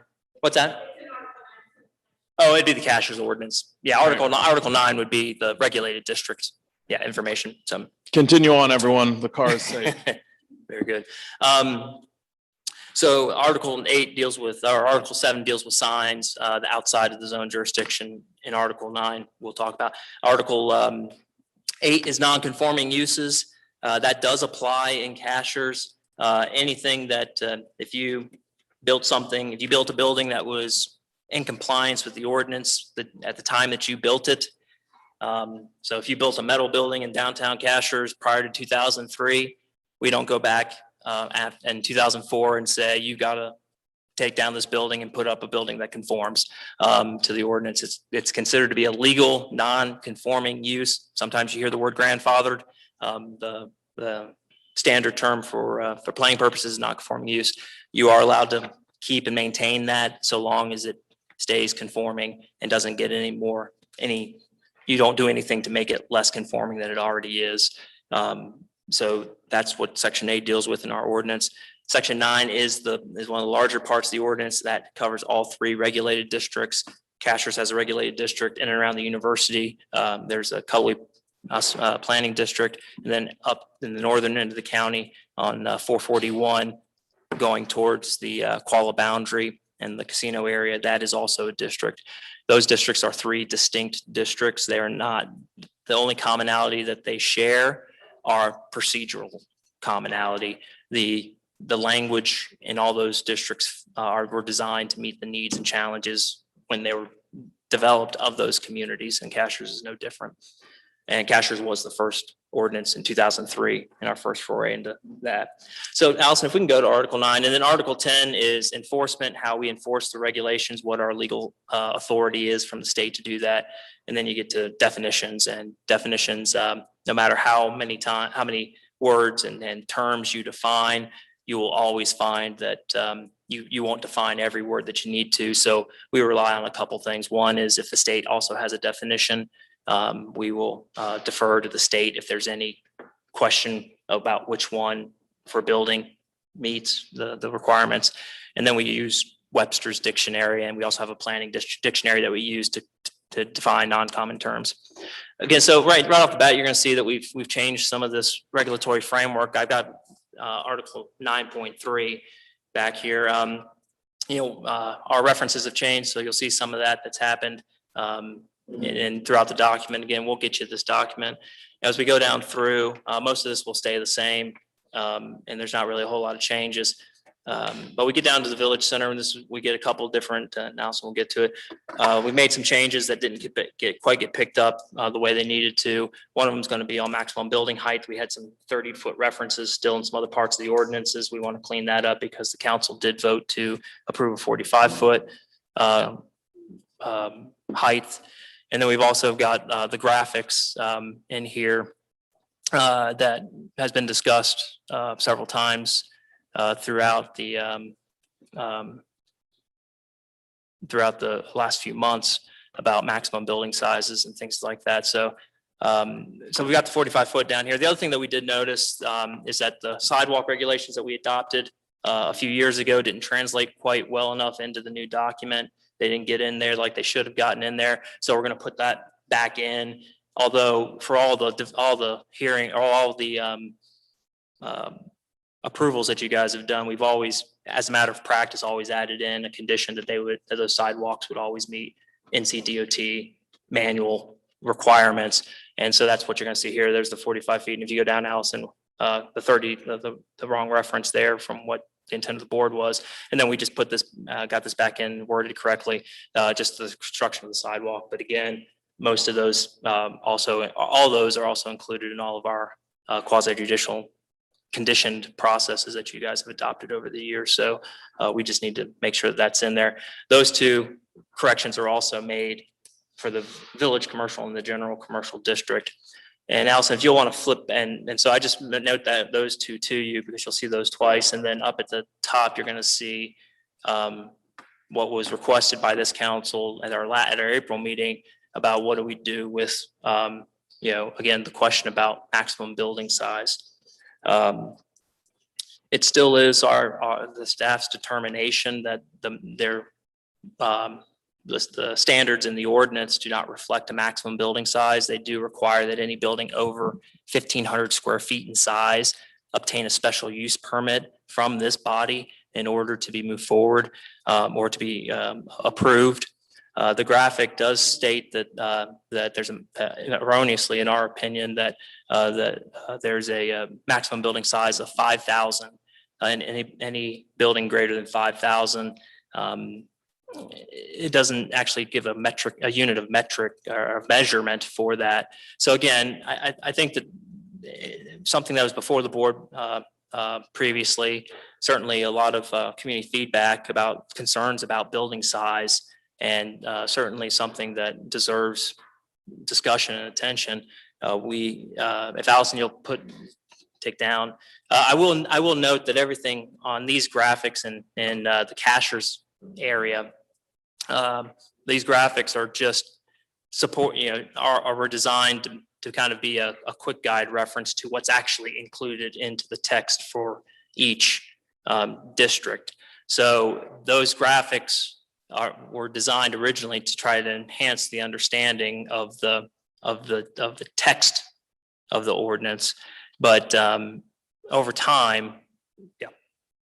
So actually, I wanted to mention this and finish what you're saying, because I think it relates to what I was about to ask. So I think just over time, what you find is these graphics are created, and some of these graphics being JPEGs and other formats that we just don't have the ability to edit easily, certainly do present issues from just strictly from an ordinance administration, not from us issuing permits, but just managing documents, more so the actual administration of the information, more so than us making determinations in a sense.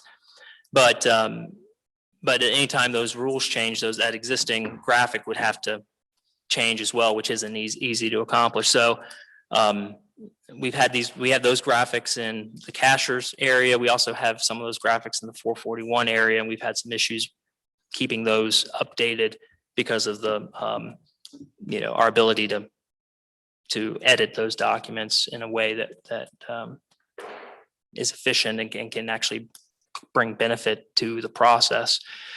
We were asked if there was an alternative way during this process to look at that. So we can do a simple table if we want to do it that way. We've got a mock-up. This doesn't have to be it, but this is kind of just a quick guide reference.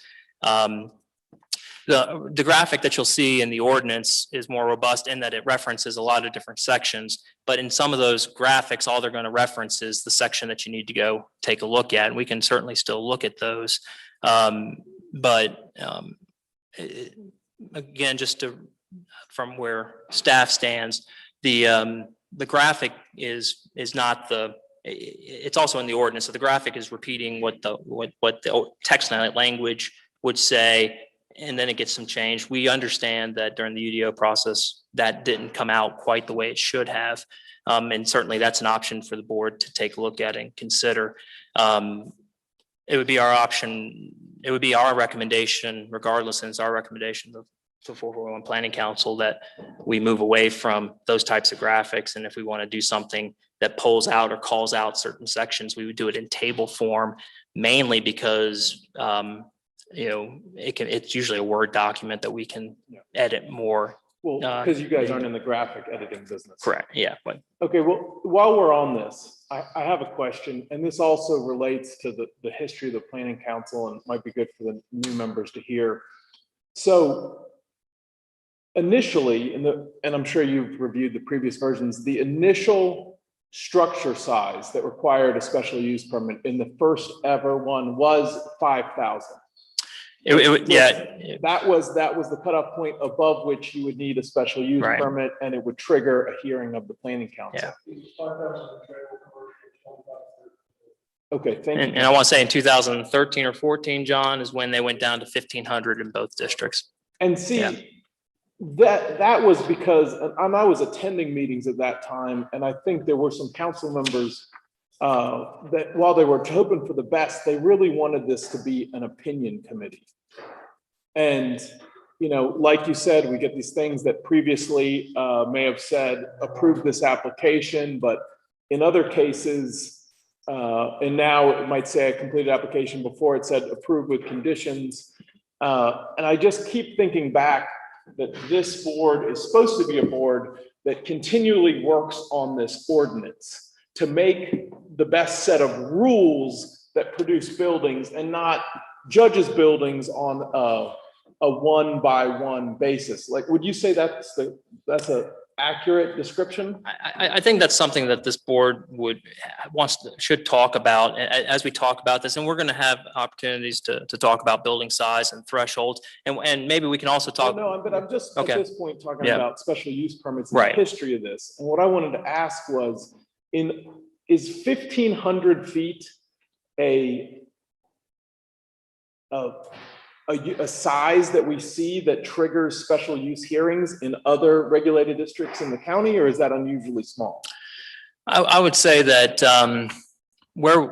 if you just compare it to the other regulated districts, a majority of their special uses aren't necessarily triggered by a square footage. In the commercial district in Cullowhee, they do trigger a special use in their commercial district is 75,000 square feet.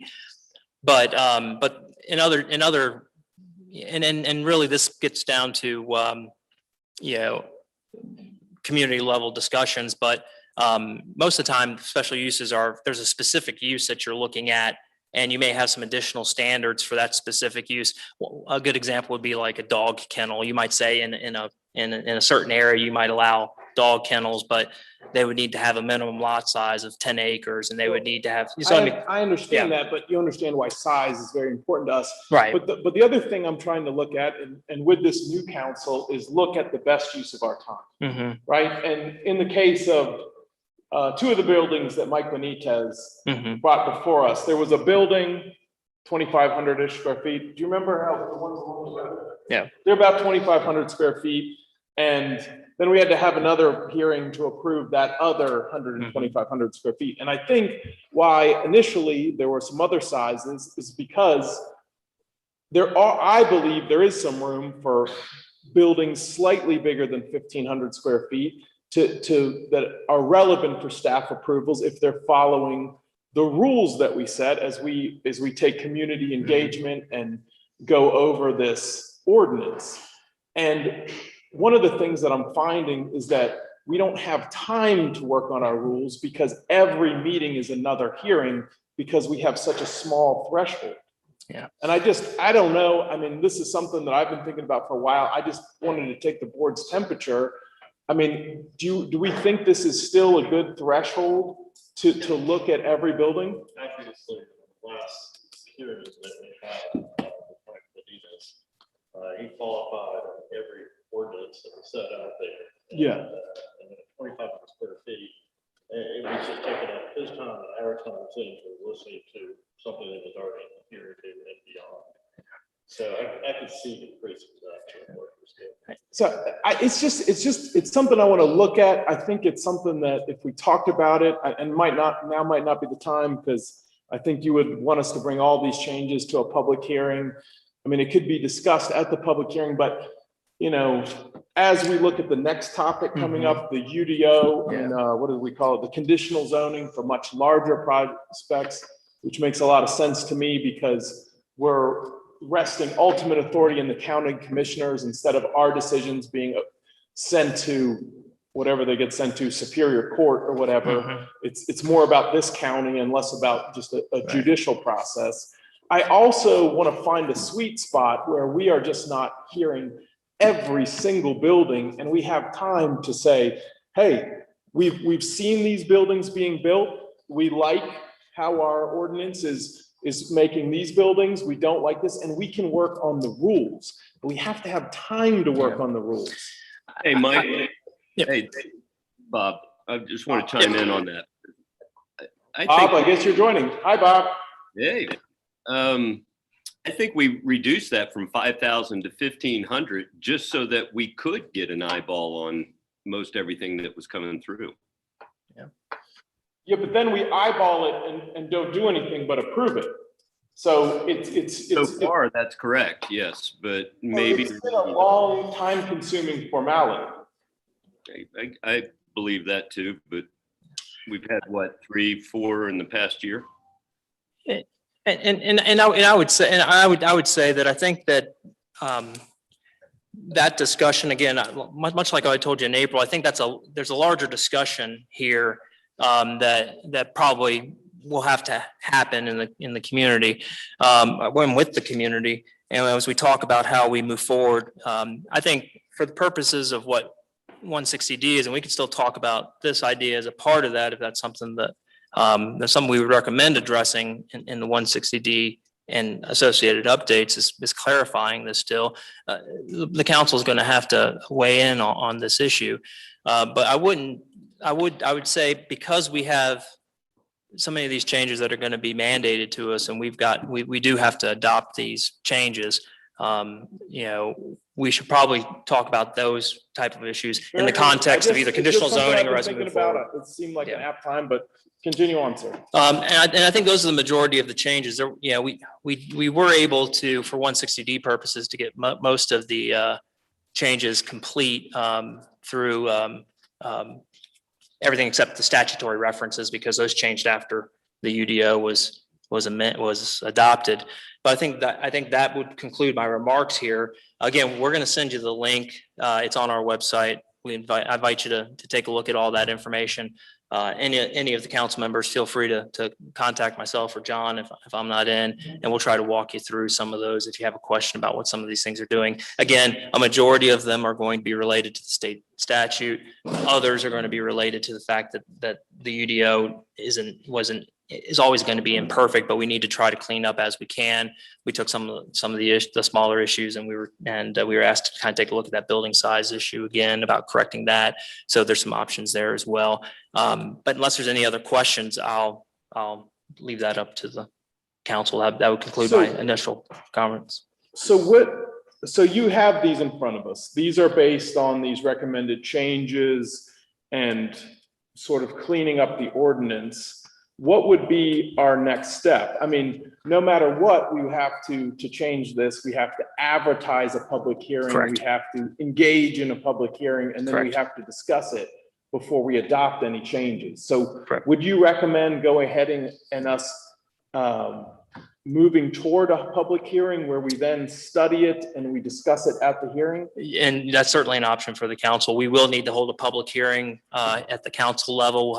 By the time this is over, we will have held 5 public hearings regarding all the changes that need to be made, because the changes are global in nature. It touches every section of the Unified Development Ordinance.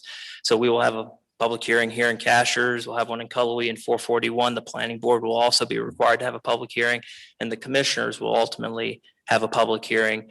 They'll take the recommendations of all of those 4 boards, and then they'll make the ultimate determination about how to move forward, and the approval process will lie with them.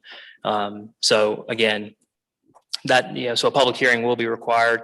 If the board is comfortable enough to schedule that public hearing, we can certainly do that. So what would you need to do to schedule that? Just go ahead and make a motion? There might be a motion directing the planning staff. Correct, to advertise the public hearing. So would anyone on the board like to make a motion that we schedule a public hearing to adopt these 160D changes and the changes to clean up the ordinance that the planning staff has recommended? Anybody like to make that motion? Yeah, I'd make a motion to go ahead and initiate the public hearing process to consider these changes and to bring a request about how to change this. Okay. Do I have a second? Second. I have a second. So before I call the question, I just have a question now that Bob is participating virtually. So do we need to do a roll call vote and? I would say yes, go ahead and do a roll call vote, because it's clear. And because Bob is online with us. Bob, what do you vote? Yep. We didn't hear you, sir. I vote yay. Okay. Carol? Yes. Dr. Homolka? Yeah. Daniel? Glenn? Yes. Yes. And I vote yes as well. So Planning staff will schedule that for the next meeting date in June. thank you. Okay, with that, I believe that brings 5C, our UDO discussion, and the 160D changes to a close. And then I still have a 5D, a conditional zoning discussion. Yeah, and so at that last meeting, we really just briefly introduced the topic of what conditional zoning is, what we think, and shared with you some examples and gave you some additional information about conditional zoning, and even some some more localized examples of what Asheville and Buncombe County have looked at. And for the new members' benefit, what I shared, a little bit of what I shared with the council was that this is a newer tool. It's been around for a few years, but it's a newer procedural tool that local governments can use that may be an alternative to a quasi-judicial procedure.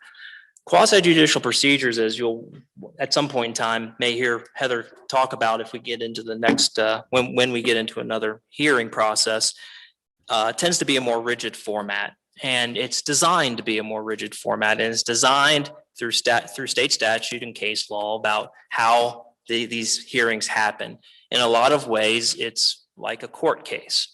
So when we talk about things like standing and we talk about who can participate and how that works out, it's usually steeped in a statutory or case law precedents that requires us to have a certain structure and go through a certain process. Even with a relatively innocuous request, it still can take 45 minutes to an hour to move through the procedure. And the other thing that you notice with quasi-judicial, and what I'll tell you is, quasi-judicial is used because when you developed your ordinances originally, what you've done is you've separated uses out into three different sections, if you will. One is it's a use by right, meaning that if you've got a if you've got a piece of property that's a single family residential designation and you want to build a single family home, that's a by right use. You typically don't need any special approvals to build a home on a platted piece of property in a residential zoning district. So that's a use by right. You also have uses that are not allowed. So on that same piece of residential property, we probably wouldn't let you put an asphalt plant on that piece of property. So that's a use that's not allowed. And then there's a middle lane. And those are uses that may be compatible with the residential nature of the community, given certain provisions are in place to help that use blend in. So think about maybe a home occupation of sorts, or maybe you've got a contractor that works out of his house. Maybe he has a building there that he stores, a smaller building that he stores some of his tools and his equipment, but most of his work is off-site. That may be something that could, or can happen. Or the example of a kennel use. Maybe somebody out in a more rural area or more secluded area. You've still got residential neighbors, but there might be some standards that you could put in place that would help it blend better with the community and make it a more compatible use. And those most of the time require special use permits to be issued, meaning that this board will evaluate whether what you're proposing meets those additional standards and some general health and safety standards to move forward and be an allowable use. Usually in those instances, when you've adopted the zoning ordinance to begin with or amended it, and you've labeled something a special use in that district, you're saying that if they can meet those standards, it's probably an allowable use. If you can meet all the extra standards or whatever standards you have in place, if you can prove you meet those, the application should be approved. So when we talk about special uses and conditional uses, we talk about those uses that basically, if you can show you can meet the standards and you can prove that you can meet the standards, and there's some legal requirements of how you do that, then that use should almost be approved by the body that's holding the quasi-judicial hearing.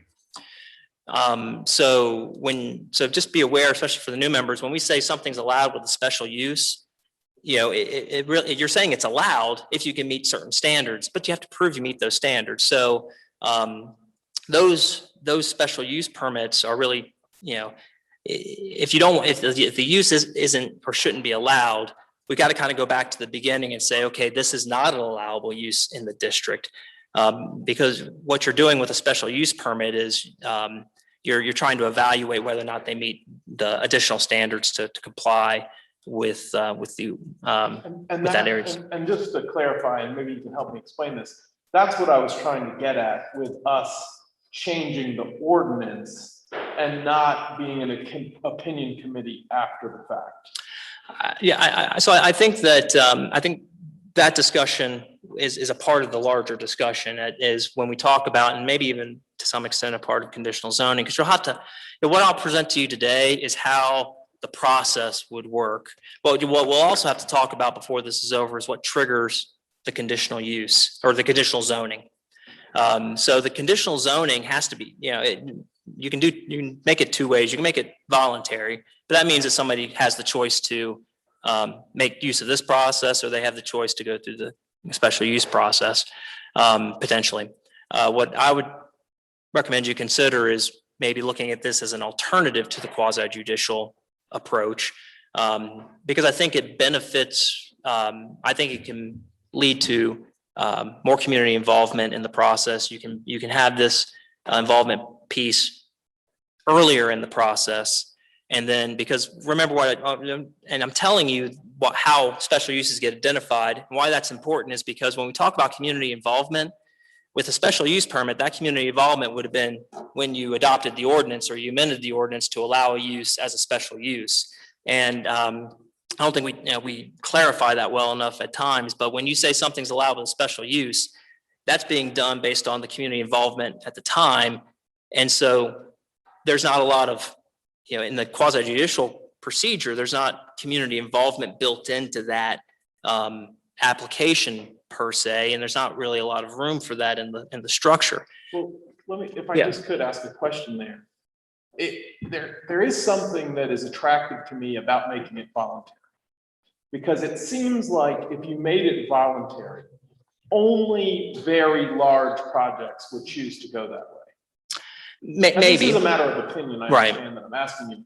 Do you think, from what you know of having looked at zoning projects, and I'm trying to make it not a matter of opinion, from what you know of other places that have used a conditional zoning language, is it typical that larger projects would choose to go the conditional zoning route? Not necessarily, and we don't have to go too far from home. Cullowhee has at the time what we now currently call special zoning, which is really going to turn into, after these 160D amendments, to conditional zoning. Yep. We've had that in the ordinance since the beginning. John, we adopted that ordinance in June of 2015. I've yet to see a conditional zoning application out of Cullowhee, and we've had some rather large student population. They have a choice to go quasi-judicial or conditional. Quasi-judicial would be the ordinance usually leads them to quasi-judicial. Conditional zoning is something you can talk about, but most of the time, because the rules are already set up in quasi-judicial, I think, as far as, hey, here's what's expected if you meet this threshold, here's the process. I won't say that that's the case in every jurisdiction. I think, unfortunately, I don't know that I can speak knowledgeably about every jurisdiction about conditional zoning. There are some projects that in other jurisdictions that choose to do that. I think that I would recommend you consider a triggering mechanism, because I think that I think there's some benefits to doing that regarding how the community can be more integrated into the process and really talk about that. But a 1,500 square foot triggering mechanism would probably be inappropriate. Well, I think so I'll get, if you'll just give me just a little bit of leeway, I'll circle back to that, I promise. But what I wanted to do is just try to give you some of the new members just kind of a brief background about quasi-judicial and conditional zoning and how some of this comes about. But with conditional zoning, so I shared with the group last time that I think Forest Hills has a pretty decent conditional zoning process laid out. It's been done rather recently. And we talked about modeling a little bit of language after this. We wanted to come back with some language. This is I would even call it a preliminary or rough draft even, because I just wanted to get something out here for you guys to start looking at, as opposed to me giving you a bunch of examples. I wanted to put something together that might be put a little bit more context into what we'd be talking about. What this conditional zoning language would end up doing is going into Article 3 under regulated districts. And we're working with all 3 regulated districts to implement this procedure. I think and that's why we want to get as much feedback as we can about the process, what we like, what we don't like, what we want to change. And again, there's some other guiding documents and other examples I've given you just to help you understand better what's being done in different jurisdictions of varying sizes. But I would recommend a trigger, and I would recommend that you mandate community meetings within that process, because it doesn't inherently, having a conditional zoning district doesn't mean that the community automatically is involved other than the public hearing. And what was the trigger that you would recommend? I think we need to talk about the trigger, because what conditional zoning will do, when the commissioners establish these planning jurisdictions and establish these planning boards, they gave the authority to approve quasi-judicial decisions to this board. So they ceded that power to this board. So what Michael was mentioning earlier is true. So if it's a quasi-judicial comes here, and special uses are just one form of quasi-judicial hearings. There's also appeals and variances that also get heard in that setting. We will always have to keep appeals and variance requests as quasi-judicial. There's no other way to do those. We haven't seen a lot of them here, actually none since I've been here for a variance or a minute. Well, we did have one administrative appeal, but we also have quasi-judicial processes. But for so on the legislative, you turn back in this process in conditional zoning, you guys turn back to a body, an advisory board. And so what that does is give the board a little bit more freedom in how you interact with the public. In quasi-judicial, we recommend that you not have conversations about the application outside of the hearing process. To preserve the integrity of the hearing process is the main reason, because you guys are acting as a jury or as an adjudicator in that regard. So having outside conversations that the whole group are not privy to becomes problematic. And we always recommend that you as board members, try to avoid those types of issues and discussions. And that's why if you get an email, we ask you to be general in your response. Thank you, I received the email, or something of that nature, but not speak to that. In a legislative process, you don't have those constraints. So you could talk to everybody that you meet on the street, everybody that you see at church, everyone that you see at the grocery store. All those conversations are perfectly acceptable and encouraged to a certain extent. So you guys get more feedback about this project or that application or that text amendment or that rezoning. Again, that goes back to the beginning where we talk about what the purpose of labeling something a special use is, meaning the community has already talked about the fact that if you meet these guidelines, then you should look to approve because it's a special use. Because what we're essentially saying with a special use permit is, if you show you can meet these standards, the use should be allowed, because we've identified that early on when we established the ordinance, or we made modifications over time to allow those uses to be considered with special use permit.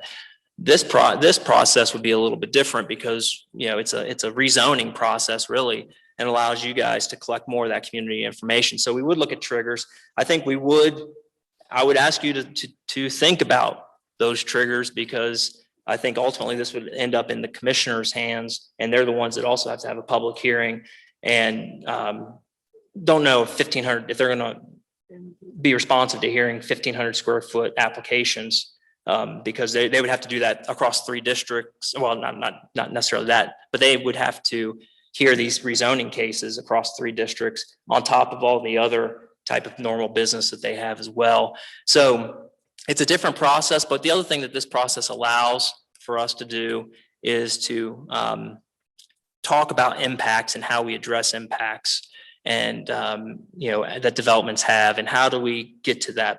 How do we get a good project that works for the developer and the community? That this allows for more of those discussions to take place. It allows the applicant in any case to offer conditions of their own to say, we realize this project might be problematic in this regard, and we'd like to do this to address it. And we can have those discussions and back and forth. And that all gets written into the approval. So let's say project ABC goes through this process. They have the community meeting. They've taken that feedback. Let's say they've been responsive. We have the public hearing process. Concerns are raised. They offer to do some more, to meet some higher standards. And at the end of the day, everyone agrees that those additional conditions or those additional treatments to the project would merit consideration of approval. That doesn't just become it does become a note, but that gets built into their zoning district. So you're creating a new zoning district. So you'd have a base zoning district, in this case, general commercial. You have general commercial, and then you'd have dash conditional district or conditional zone. And you're going to basically add additional parameters of that one zoning district that's specific to the impacts of that one project. If you were just doing, let's say, a 1,400 today under today's code, a 1,400 square foot building, or you wanted to rezone to that, all you have to follow are the base district requirements. So if it's general commercial, if you meet all the general commercial standards, and whether you're a gas station or a general retailer, you just have to meet those conditions. However, if you do a conditional zoning, you can add different conditions. Like you can say, listen, we both agree that we aren't going to have mechanic shops on this piece of property, which I couldn't do in a general district. If you allow mechanic shops on a commercial piece of property and somebody comes in and asks for rezoning from residential to commercial, and they say, well, we're thinking about putting a small retail shop there. And you go, okay, well, that sounds fine. Let's rezone that. And it goes through the process and it gets rezoned. And then they come back and say, well, retail didn't really work out, but we're going to put a gas station on there because that's also allowed. That's okay, because you just rezoned it to a commercial district without any additional standards, because that's what we call a base rezoning or traditional rezoning. And they can come in here and tell you that they have every intent of doing one type of use or building, but they're allowed to put any use that's allowed in the ordinance for that district. So conditional zoning does provide an ability to reach some agreements with developers about what will actually be put on that piece of property. And if there is, and that can include reducing the allowable uses potentially that project might go. So I've given you quite a bit of information. This is a draft of how the process should be done. I would say that in addition to talking about this, and we're going to go to the other two planning councils and discuss the review process. I'll just highlight really quick. It just talks a little bit about why we do conditional zonings and approvals, but if you'll flip to I have a question about that line right there. Which one? Conditional zoning district classification will be considered for rezoning only with the consent of the property owner. What does that look like? So basically that means that we can't impose rezonings without their consent. So I mean, they're going to come in. It'll be the applicant or the property owner. They'll sign off on the actual request for the rezoning. So we're going to have our current rule with quasi judicial, and this is why I read that. That's why I was asking about the voluntary part to begin with. So really, it's voluntary no matter what. Well, I think you'll trigger. It's voluntary if they want to, whatever the trigger would be. So at this point, let's say it's 1,500 square feet. If they want to build a building that's bigger than 1,500 square feet, they're going to voluntarily agree to go through the conditional zoning process, because that's what, so I mean. Well, really, isn't it a use by right? I mean, like it's a, well, have the quasi process. Well, I guess what I'm saying is if you switch from a quasi judicial process to a conditional zoning process, that's why you'd still want the trigger. Again, this is some base language, so if that's a little bit confusing, we can clear that up. Yep. Right.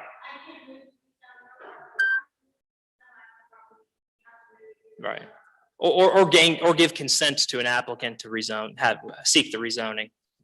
I'm still. Well, we like I said, okay, we can move on. Well, and those are the types of comments that we need to hear, because we need to take a look at what we're doing. Yeah, sir. I have a quick question. Yep. And this might just be a very basic question. Sure. You talked a lot about the conditional zoning language being a tool to basically implement conditions for rezoning or zoning. Mhm. In that sense of the additional conditions, how does that differ from the quasi judicial system? Right.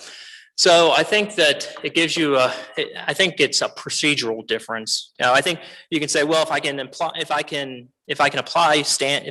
apply conditions within the quasi judicial procedure, how is that any different than applying conditions in the conditional zoning procedure? And I would tell you that I don't think inherently there's not a big difference between what process you use to apply conditions. I think inherently it's going to be the process that you feel fits the community a little, you know, fits the needs of the community.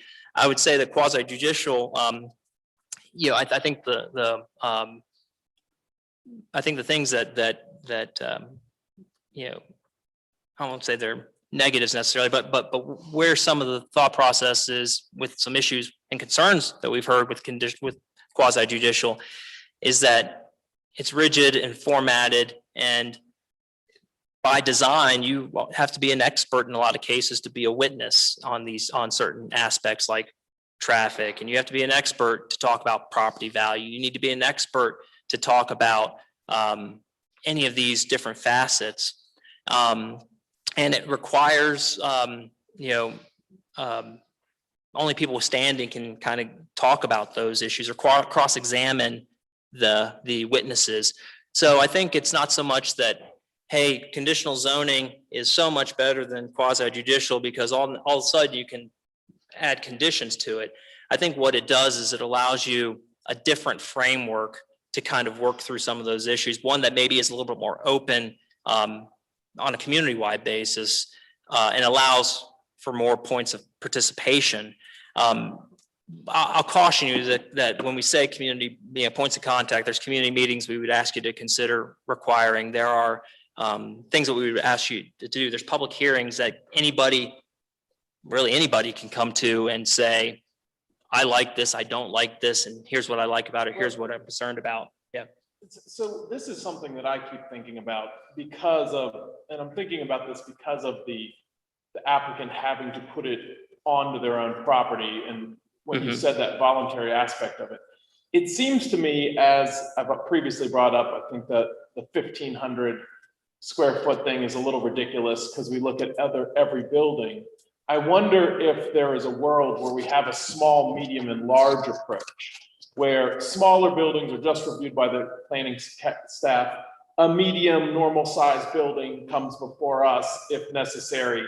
And then larger projects, and you know, some idea for a trigger could be the size of the land or whether two or more than two buildings are being built on the site. Yeah. I think it would be, then it makes sense to bring it into this bigger process. And if it's going to be voluntary, I'm sort of for going in this direction sooner rather than later because it seems like a more appropriate way to hear some of these larger projects, ones that we've seen and ones that might be on the horizon.